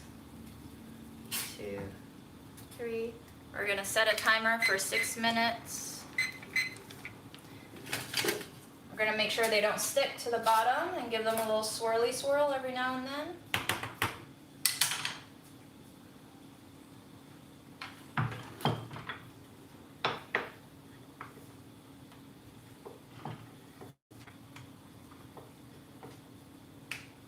There used to be a pre-packaged vegetarian dumpling that came out of Shanghai that I loved, and I can't for the life of me remember what brand it was. It was just that one brand. It was really addictive. I also think we should add some MSG in here, guys. What was I thinking? I was not thinking. Where's my MSG? Oh my god.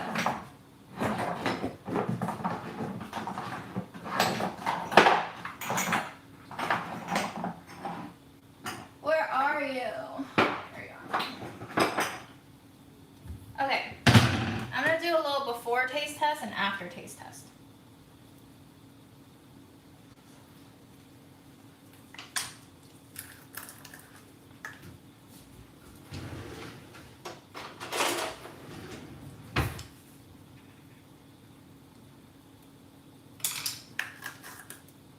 Did anyone tell me to add MSG? Or did y'all forget too?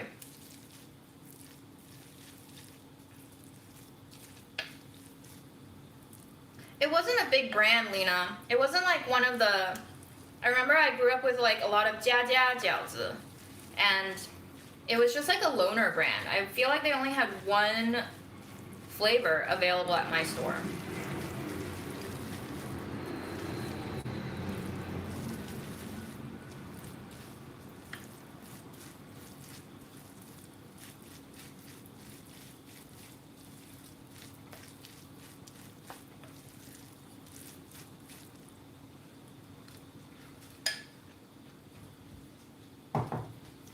Yes.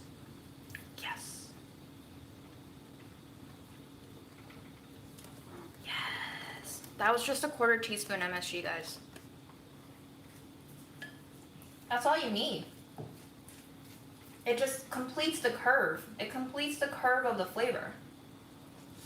Mmm.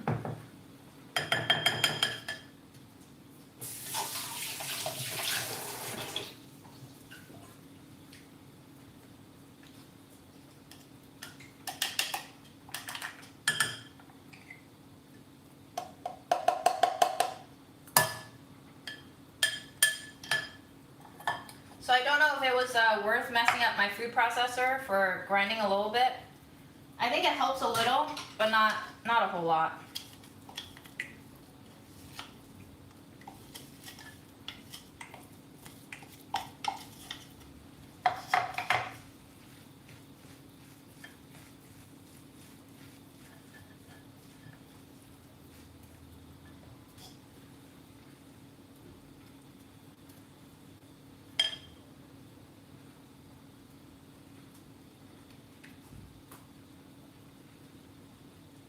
I guess we can always just leave the noodles out of this, because the filling otherwise tastes fantastic, but the noodles are, there's no substitute for that texture of the noodles.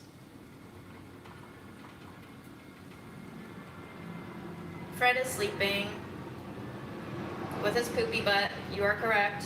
On my pillow. Yep. Yes to all of the above. The main thing with making dumplings is you really gotta squeeze it shut.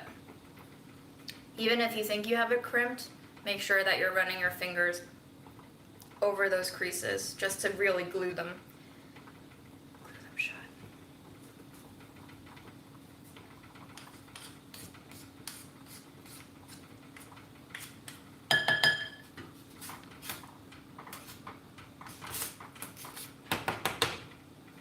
Aaron, Yeah, what kind of dipping spice do you want?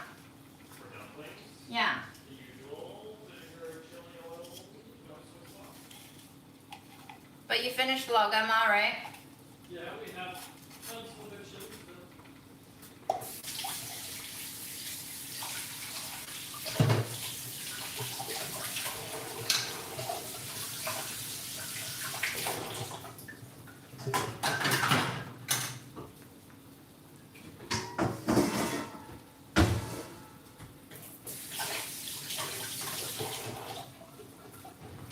So you know that dumplings are done when they start floating?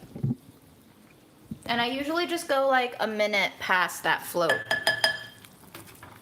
to make sure, especially if you have meat fillings, just to make sure that it's all cooked. And the dough part should start looking a little bit translucent. Shouldn't look too opaque. You should start to peak the colors of the filling inside.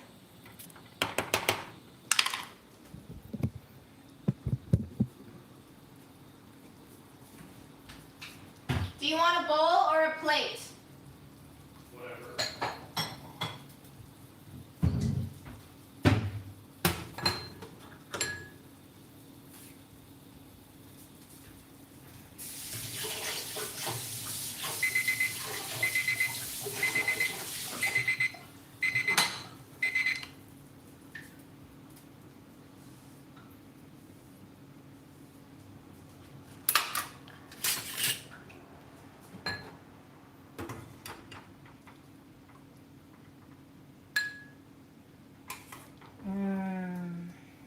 Fresh dumplings.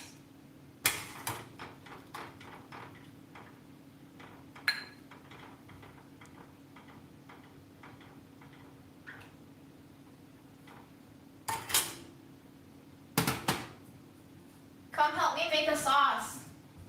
Okay.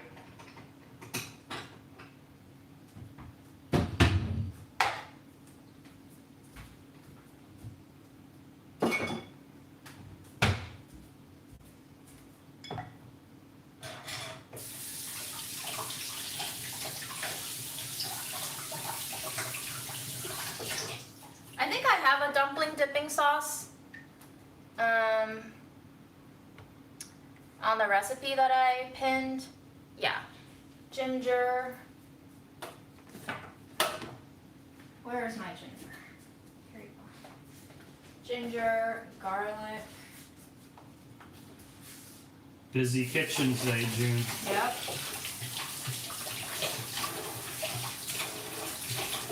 So is this all work you would have had to do anyways? Yeah. Okay, so you're getting paid twice. Once by Hearst and once by Stream, right? I guess so. Nice. Stream gets me about $5, I feel like. $5 an hour? $5 a day. Okay. LOL.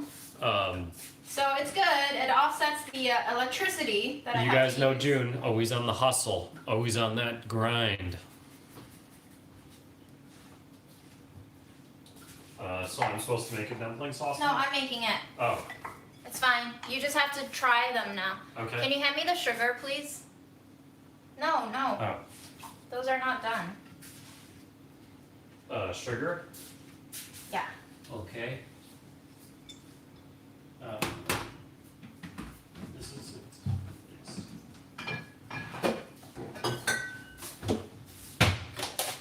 Cool. I'm going to Smells pop like it. sugar. That's it. Thank you.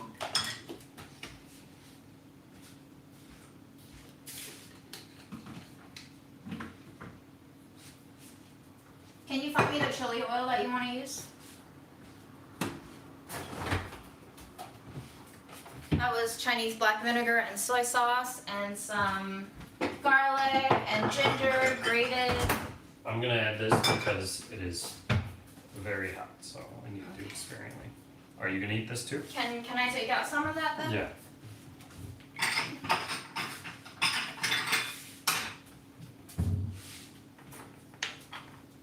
Can you hand me a spoon, please? Smaller, please. Perfection. Thank you. So here's my dipping sauce before Aaron spikes it with all of his spices. Just black vinegar, soy sauce, ginger, garlic, sugar. Oh, sesame oil. Can you see if it's in that?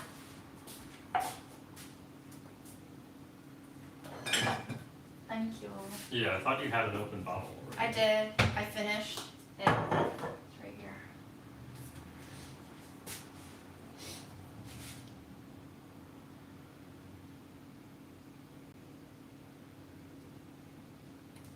Thank you.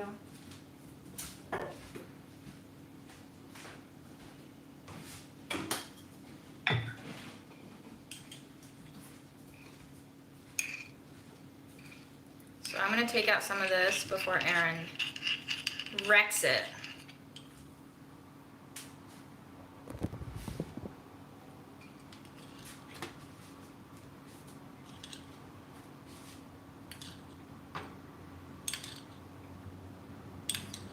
Are you salivating? I'd say so.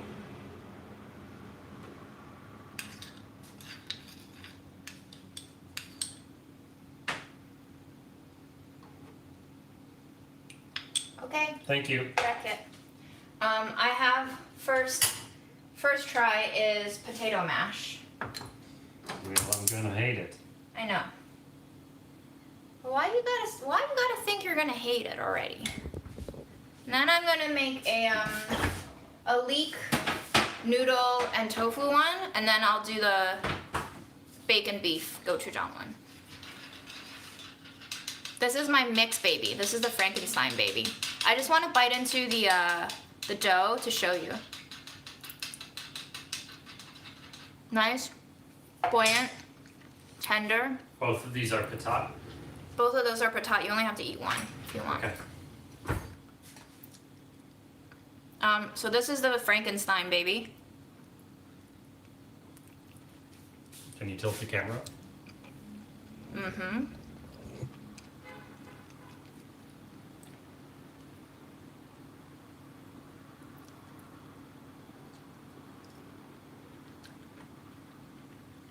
It's certainly mushtastic.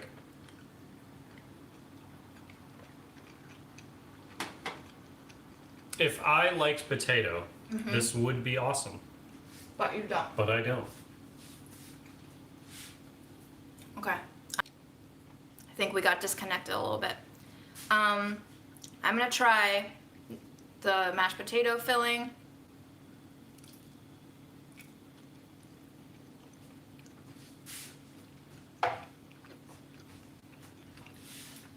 I mean, it's like carb on carb, you know?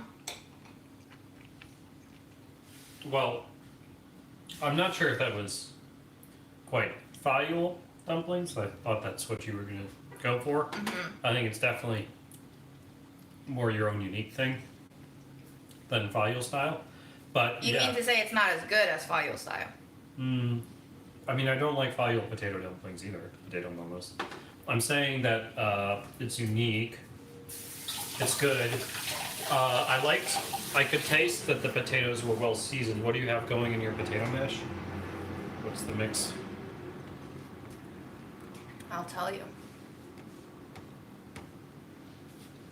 Yeah, a lot of stuff. Fennel, cumin, carrots, onions, black pepper.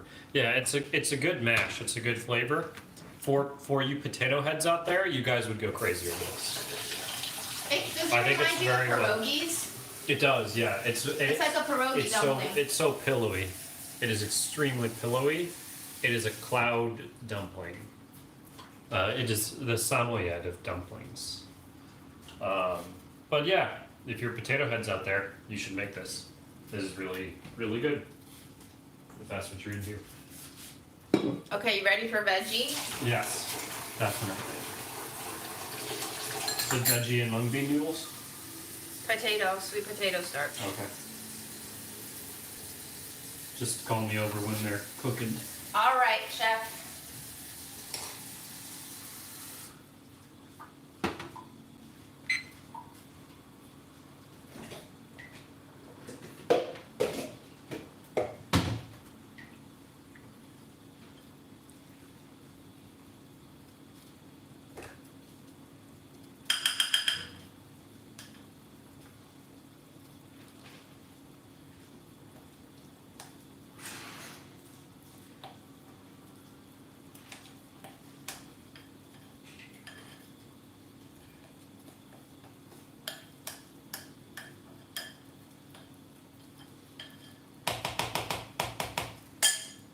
So,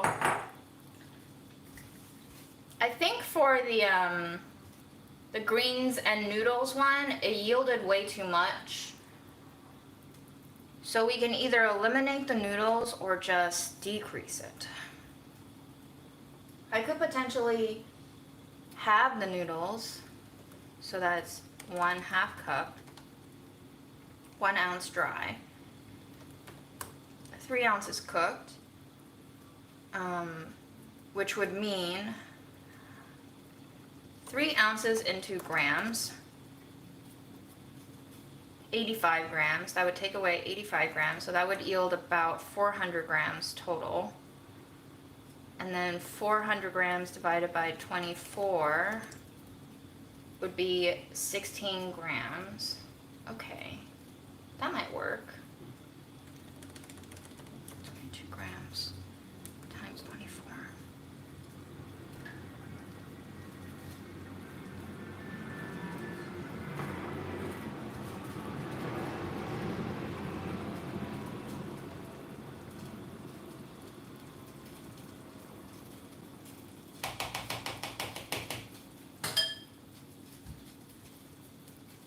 Bye, Melody.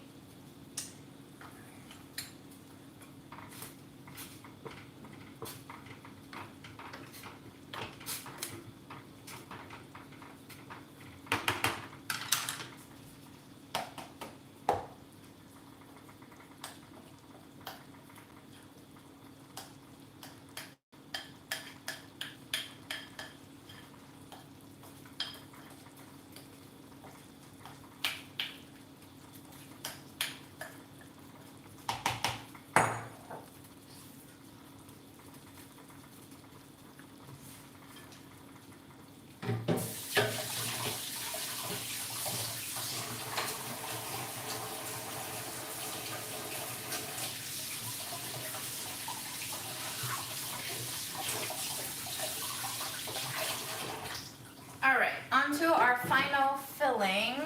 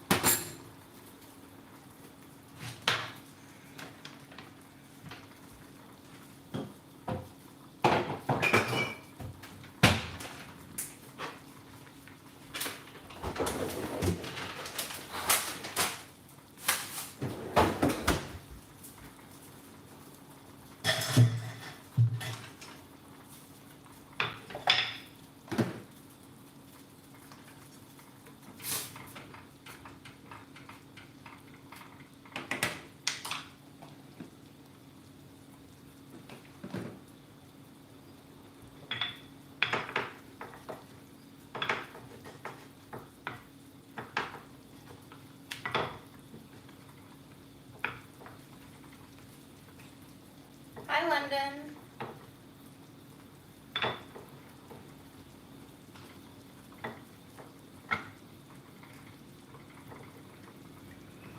Bye, DZD.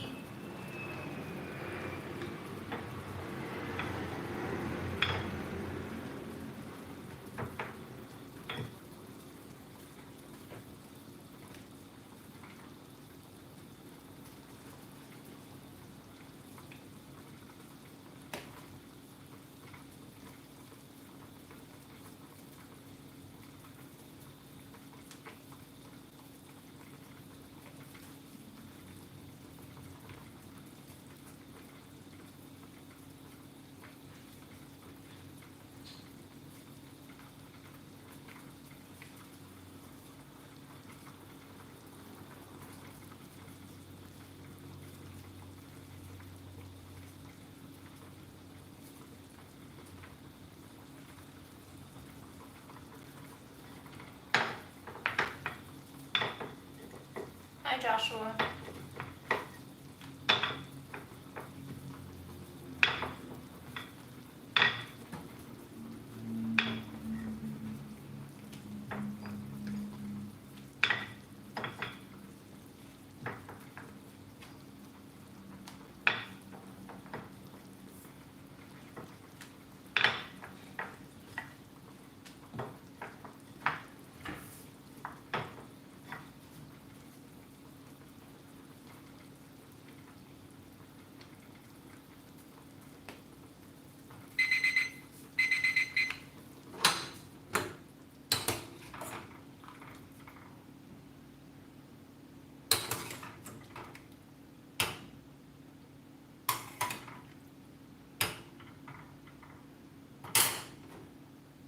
Our veggies. What's it like working for Delish? That's a big question. I don't know. I need more specific questions than that.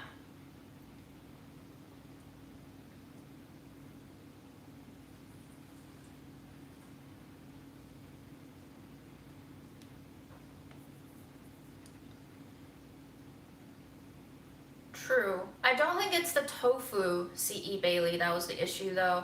I think it was the noodles that was really making it much harder than it had to be to cinch close. So I either have to chop up the noodles super fine or decrease, which I might have to do both, honestly.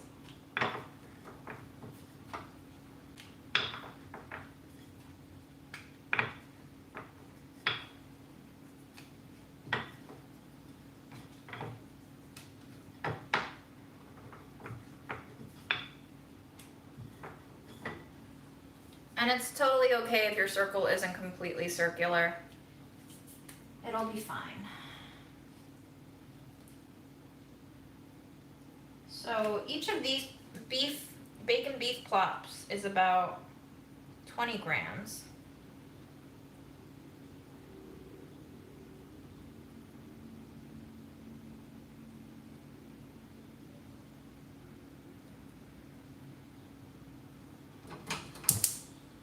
Veggies are ready.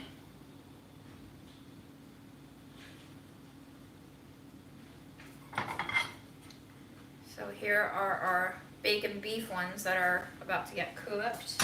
Did you recruit any local NYC fans to come try your stuff while I'm gone? Not yet. How do you refrain from not eating too much during a video so you don't get full? I don't know. I sometimes don't succeed. This is the... That's the veggie. Boys? Yes. Okay. Do you deliver? Yes. You want free food and June to bring it to you personally?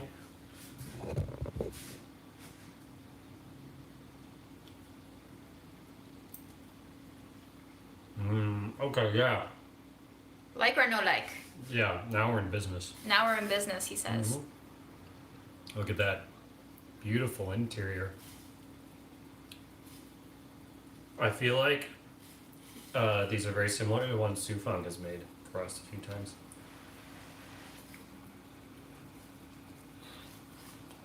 Would you agree? Mm-hmm. Is that what you took inspiration from? Mm-hmm. As your joyous mother Sufang? I mean, I grew up with a lot of different home style fillings. Mm-hmm. It's certainly not like an addictive flavor profile, right? Mm-hmm. But I like it. It's really excellent home cooking, and I especially love the shape of these. I know you claim that you're not the best dumpling roller and it takes you a while, but still, these are beautiful little... Woo! Oops, lost one. Can you rinse it? Nah. You gonna throw it out? Yeah. Alright. It's a sacrifice to the gods. Alright. Compost. It's my fault. Hey, compost, please? Yes, I'm usually much better when the chops. No, you're not. What are you talking about? I'm usually... Do you want me to great make with another chopstick veggie skills. one? No, I don't deserve it. I have so much more dough. Don't even worry about it. Are there any others on the agenda today? Yeah, the bacon beef one that's being boiled right now. Oh, well, I think that's going to be my favorite, so I'll just wait for those. Okay. I also have other fillings that I don't think I can accomplish on this live, but My excuse was I was trying to pick it up at the perfect angle so I could show everybody. yeah, that's why I the use shape. my hands because I'm not good at chopsticks. Mm-hmm. All right, beef. Aaron is very chill. I'm the one who has no chill. So it's kind of like how we balance each other out, I guess.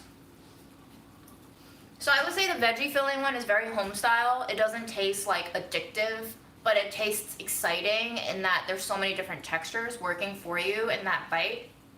I think once you dip it into the dipping sauce, that's when the flavors all come together and hit.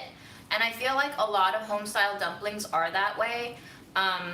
Like not stuff that you get from restaurants or Panda Express, but just like home style vegetarian dumplings especially are very plain and pure in flavor, and you have to kind of condiment it up with your sauces. So that's what I thought of the vegetarian one. I certainly can up the flavor.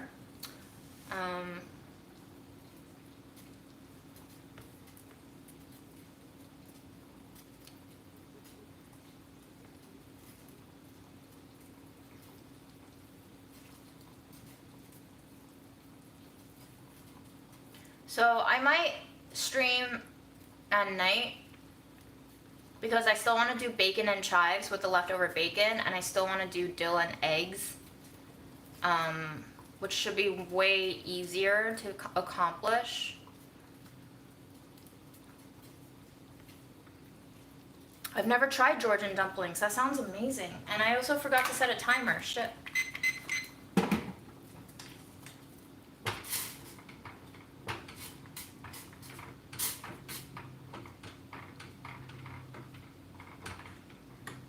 How many more dumps would you like in this current meal cycle?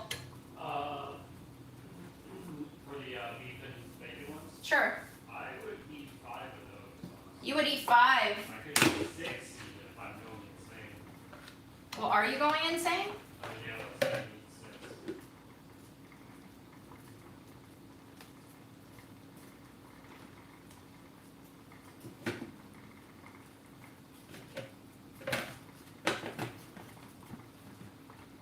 You know that this isn't real beef, right? Yeah. It's a Gardein. What is that? It's like another soy texture-based meat. Well, if it's as good as Beyond, that's fine.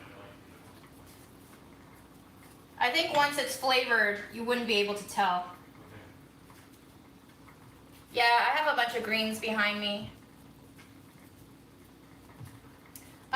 I started like fucking around in the kitchen when I was in high school. I didn't really do much beyond like roast salmon and shit. And yeah, I just watched a lot of TV. Food Network, Alton Brown, that kind of stuff.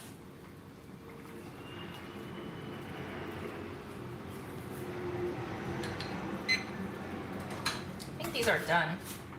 I think you guys are done. You like your dumplings a little al dente? I do, yes. So we're gonna cook these a little al dente. These are our quote-unquote beef and bacon. Do you think different dumplings better fit with different prep methods? In terms of cooking and raw, absolutely. Like the original filling that you see in the recipe that I pinned on there in the chat does not require any pre-cooking at all. However, you saw me cook down the greens because there are some, especially if you don't have meat fillings, the vegetables need a little more help. And so I prefer to saute those and apply a little heat to them to get them a little more flavorful and season them. You could get away with not doing that for meaty ones, I think, because meat has a lot more umami built in. And that's kind of why we went back and we added the MSG to the vegetarian filling, because I just felt like it was lacking a tiny bit of punch, you know? So, hi Poland. Cooking is very therapeutic for me, I agree. Stresses some people out, but even when I'm doing it for work, I really enjoy the process of it.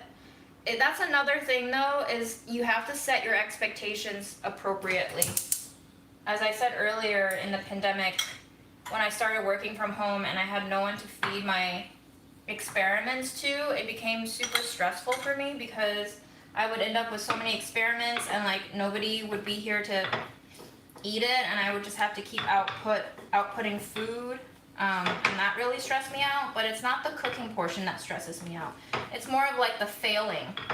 So if you could work out some way for yourself to not consider your experiments to be failures, but just an attempt where you learn something and you tried something out, I think that's the way to make cooking less intimidating. It's only when we have such high expectations that we let ourselves be disappointed. So that's something that I really had to make myself hear myself out, because I say it a lot, but I don't always feel it. I always feel like I'm failing, but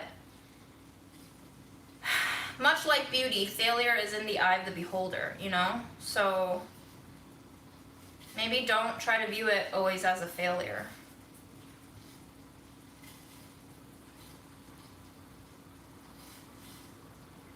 Yeah, having someone that will do dishes for you helps too. Like a big sink of dishes that's just waiting for me right now.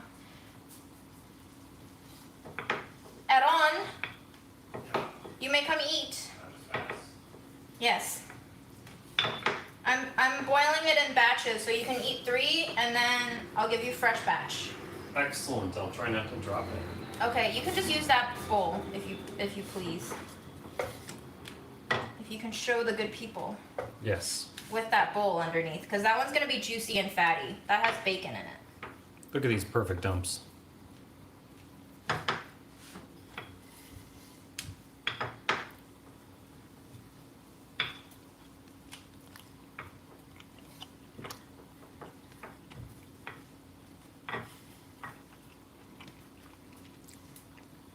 Love it.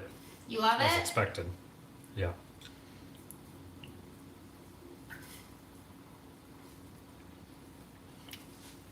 If you let the fillings refrigerate overnight, will it taste better?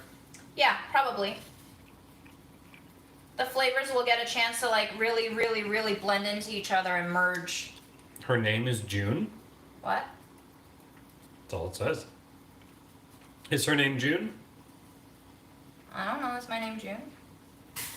Having an identity crisis here, guys. You're making me think. Am I June?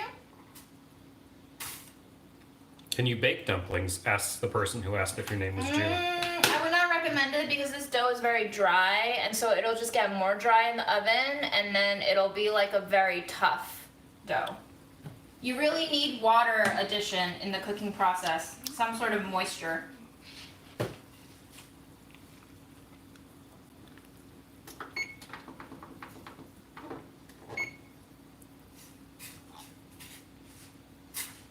I am noticing that Yes?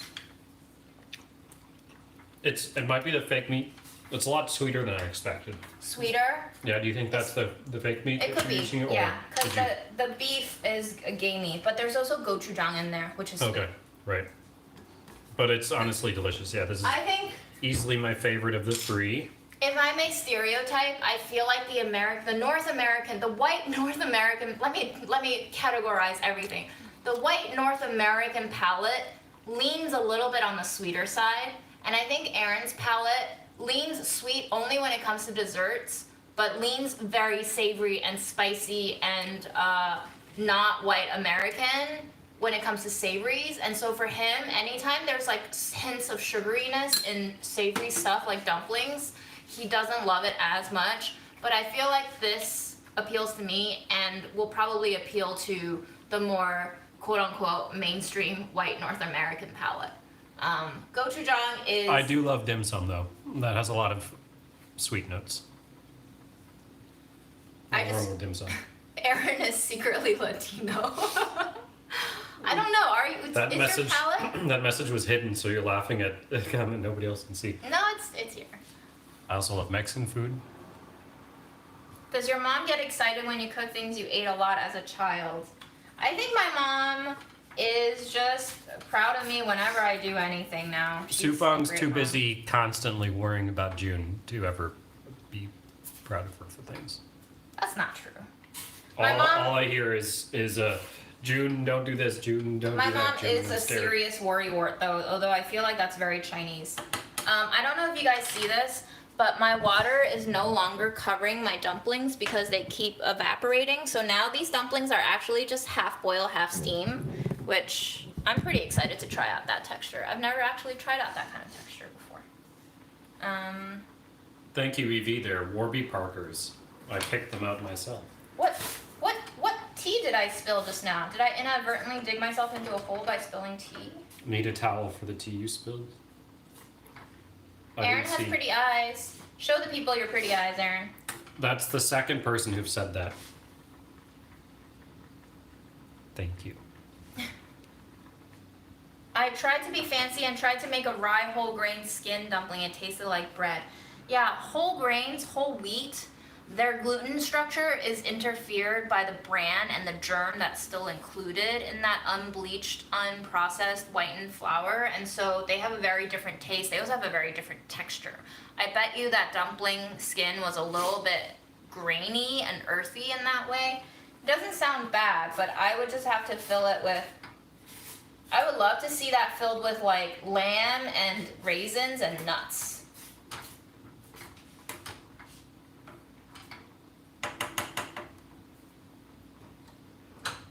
I think these are done. Cool. I'll take them and eat them. Did you try these yet? The No, beef can I one? have one? Yes, of course. Which means you have to cook me another because I asked for 6. No, you didn't. All right, I said 5 or 6. Oh, I can cook you another one. No, it's fine. Go ahead, start on those. I made another. You like them enough to have another, so I'll cook you another because I have another dough. You are preventing Fred from being in here by putting veggies on his chair. Did he even try to come in? No, he's asleep on our bed. Exactly.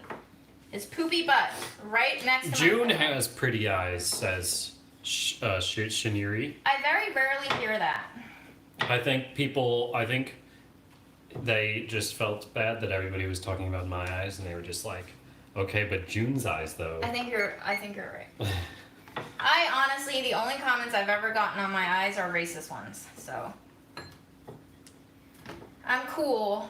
I'm cool with no eye compliments, honestly. I just don't want eye degradations either.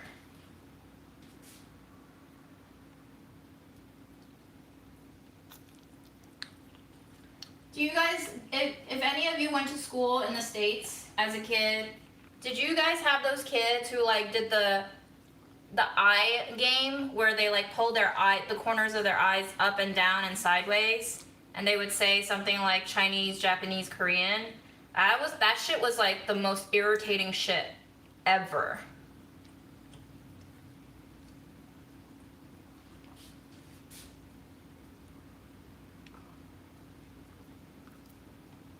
It was horrible. And I had no way of stopping it because somehow all the kids thought that was the funniest thing ever. So, June is all pretty. all pretty.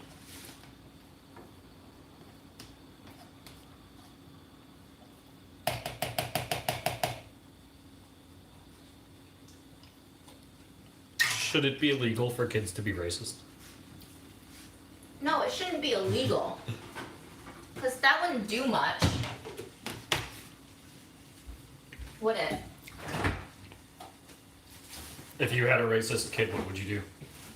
If I had a fucking racist kid, Mm-hmm.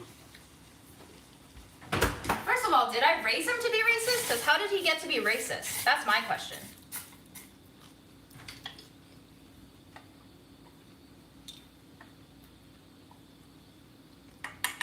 My mom likes Aaron now. She didn't like him when I first started dating him because she wanted me to go with a Chinese dude. Sometimes I think Sufan likes me more than June. Yeah, my mom likes all my friends more than she likes me. Not because she hates me, but because she wishes I were more like them. AKA less weird. Mmm. Mm-hmm. Mm-hmm.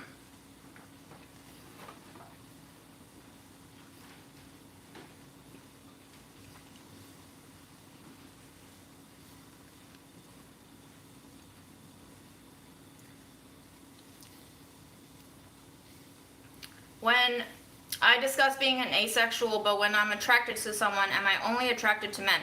I've had crushes on celebrities Meg Myers. who are women, but I've never actually crushed on a real life woman, so I don't know what that means. Also LaRue.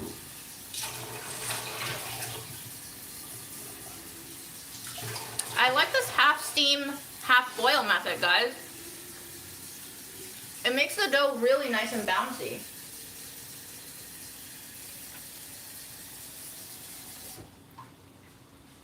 Hi, Philippines.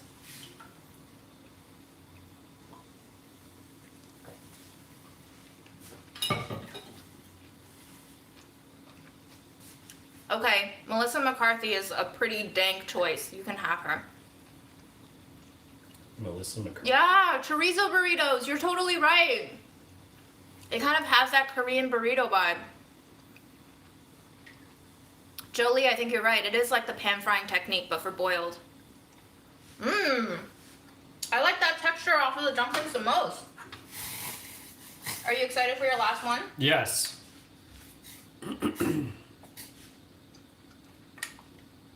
And then are you going to drink this dumpling liquid? No. You can. I will. Meenakshi Sharma says, "Hi, June. Hi. Have you ever used the whole wheat flour for your dumpling dough, June?" Never. I need the gluten to hold it together, but She needs the gluten. That's why they call it gluten, because it's like the gluten. But I think you can use up to a quarter of the flour to be whole wheat without it interfering it too much.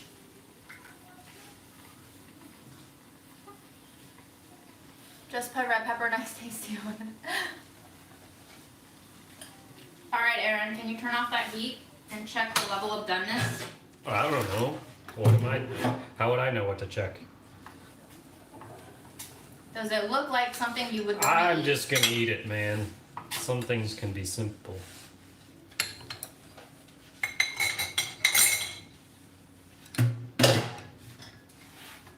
I tried mixing in almond flour in my dumpling experiment. It did not go well. Oh no, do not do that, babe.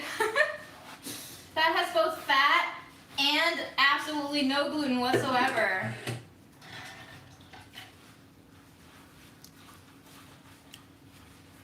Almond You see flour, that though. steam?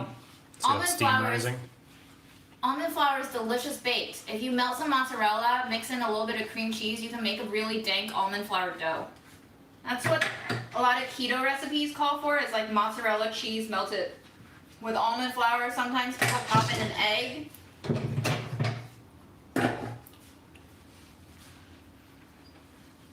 I tried finding red pepper nice tasty here in Sweden, but I haven't found it yet. It's called gochujang. Yeah, it wouldn't literally say red pepper nice tasty unless you see that exact brand. Red pepper nice tasty is simply the brand. It's kind of like Kleenex versus tissues. So the actual pepper is called gochugaru, Gochugaru, and that is basically a crushed Korean chili pepper. That's it.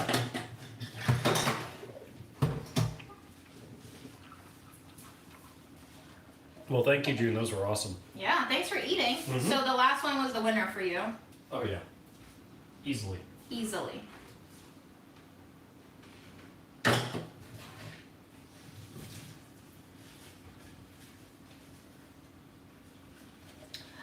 It's not as spicy as cayenne. It's not as like a hot flaming fire. It's more fragrant, toasty. It kind of has a certain kind of sweetness that you associate with red bell peppers. It's just a more flavorful one.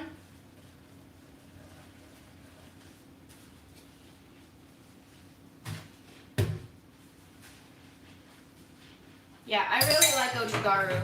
But of course, everything depends on how fresh it is, right? If you buy it brown and it's been sitting on the shelf for a long while, it won't be as fragrant as I'm describing it to be. So, there's that.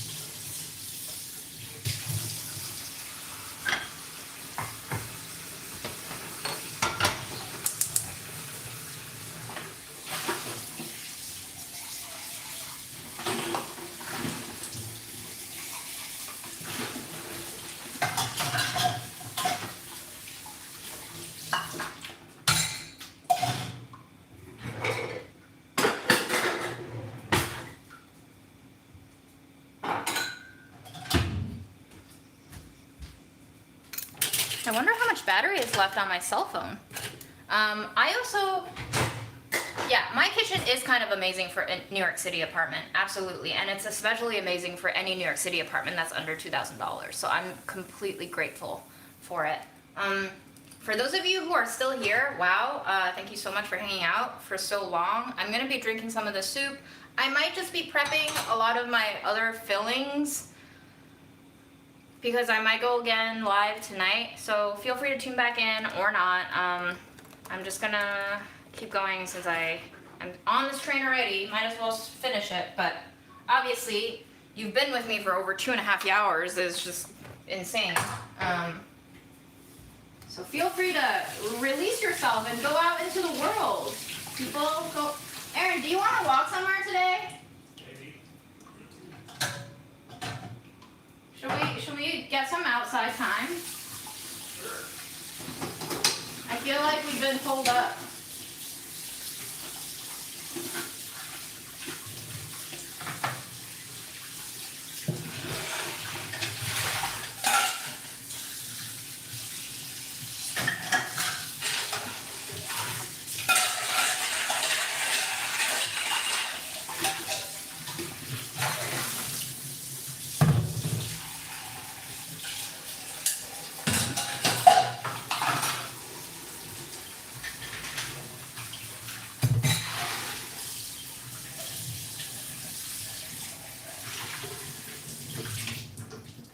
Honestly, I think if it weren't for the pandemic and working from home and having to shoot in a kitchen, Aaron and I would have moved from this place quite a while ago, simply because, as you may or may not have heard, there's a lot of planes in this area. It's really hard to kind of insulate ourselves from the outside noise.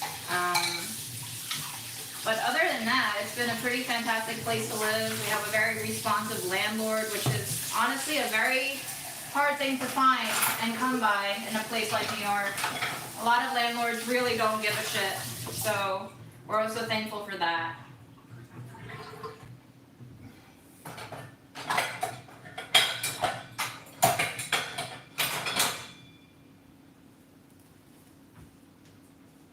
Ooh, stuffed pork chops. Is it really too cold to go out in New York? It looks nice. I'm gonna open the window. It's not that cold. I didn't even feel a burst of cold air hit me.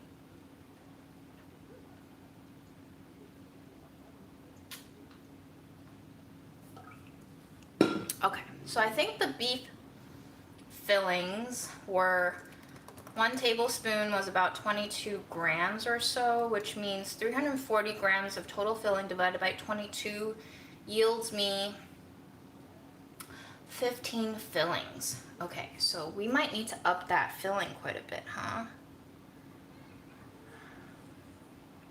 Let's see.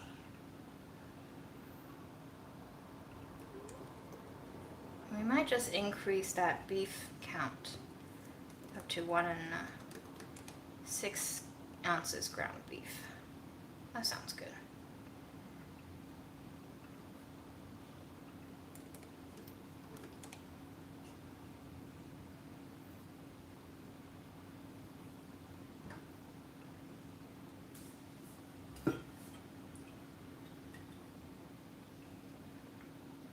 This bottle, this bottle is over 10 years old.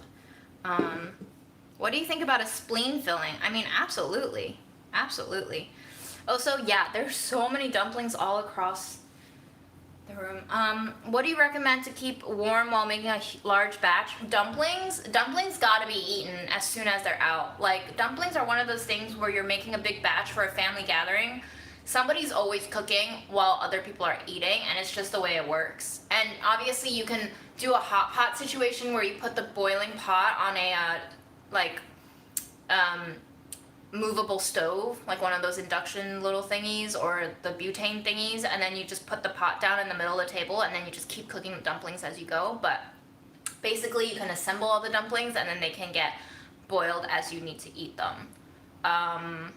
Unless you have a huge ass stock pot and you can boil all the dumplings at once, just don't cook them ahead of time. They don't stay well. The dough gets weird and soggy, and then the fillings start to get cold. It's just not good. And also leftover dumplings, possibly one of the worst smelling things ever. I don't know what it is about them. I've never put seafood in my dumplings, but mainly just because I don't really eat seafood. Okay, so what I'm going to do now is just to keep chopping up all of my vegetables and put them away.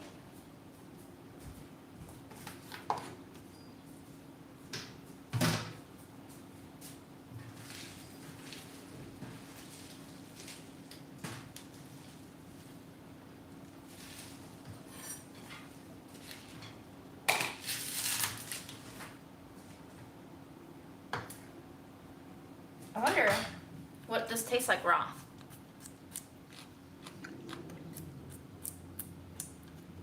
Kind of just tastes like grass. Very, very spicy, pungent grass that kicks you in the back of your throat as you swallow it. Ooh. Okay, won't be doing that again.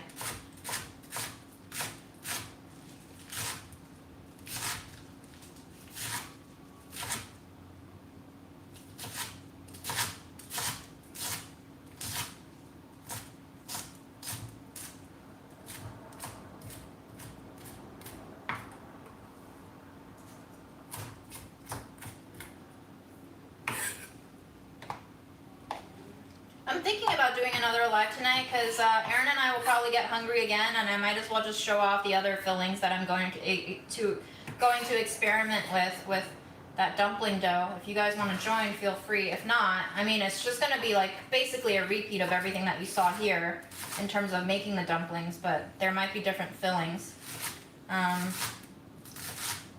I figured as long as I'm cooking in the kitchen, why not put it on a live? People seem to enjoy tuning in and just putting me in the background, which I'm perfectly happy to facilitate.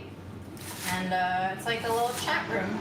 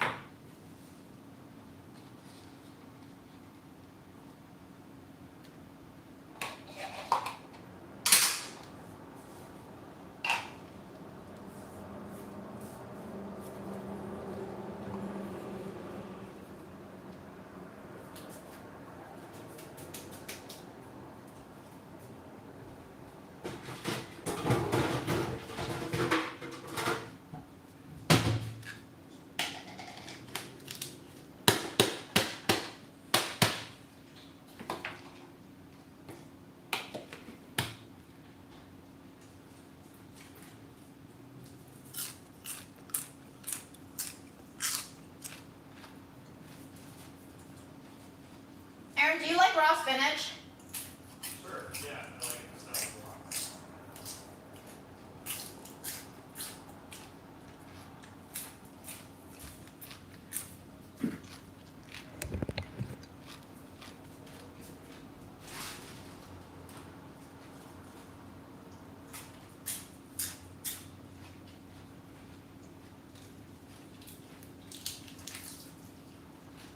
I should probably stop eating this. Raw greens actually make my mouth split. I don't quite know why it happens, but it does. Which is why I can't really ever eat salads.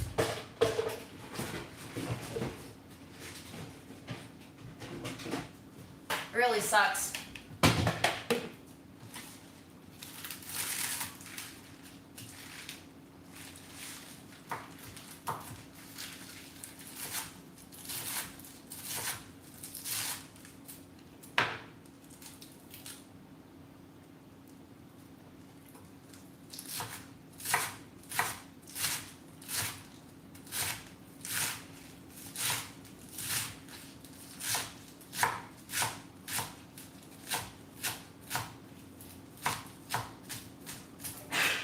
Bless ya.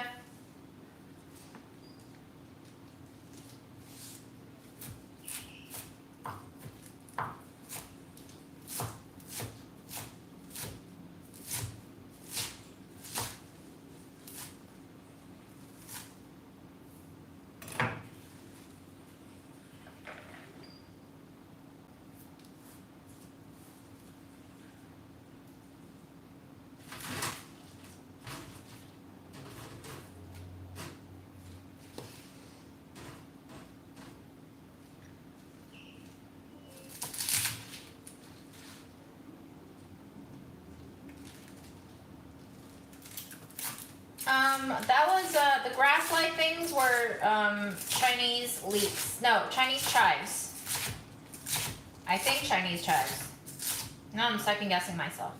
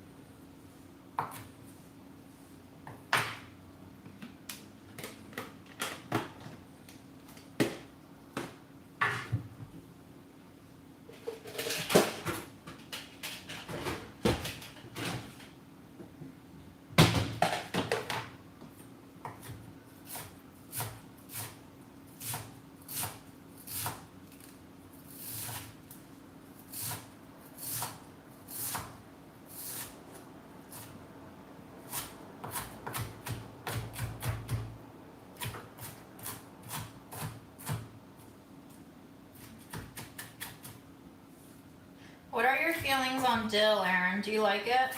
It's fine. Do you guys like dill? Aaron says just fine. I love dill.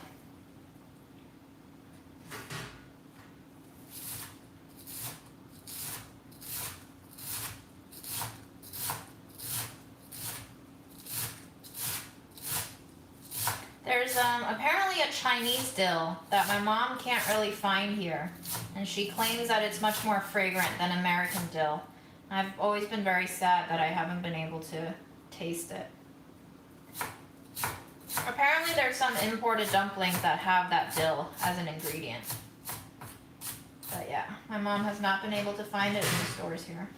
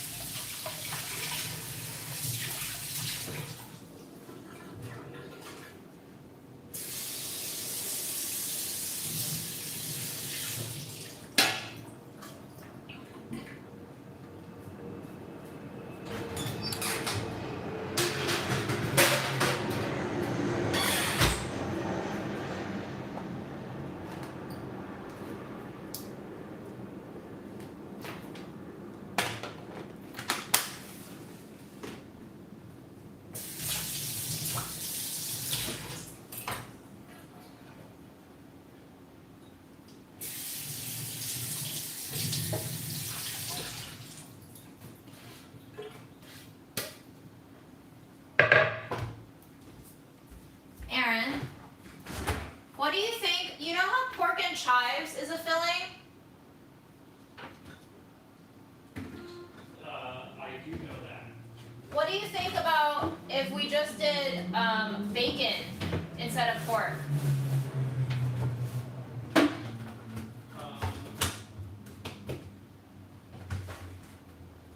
I mean, that sounds good.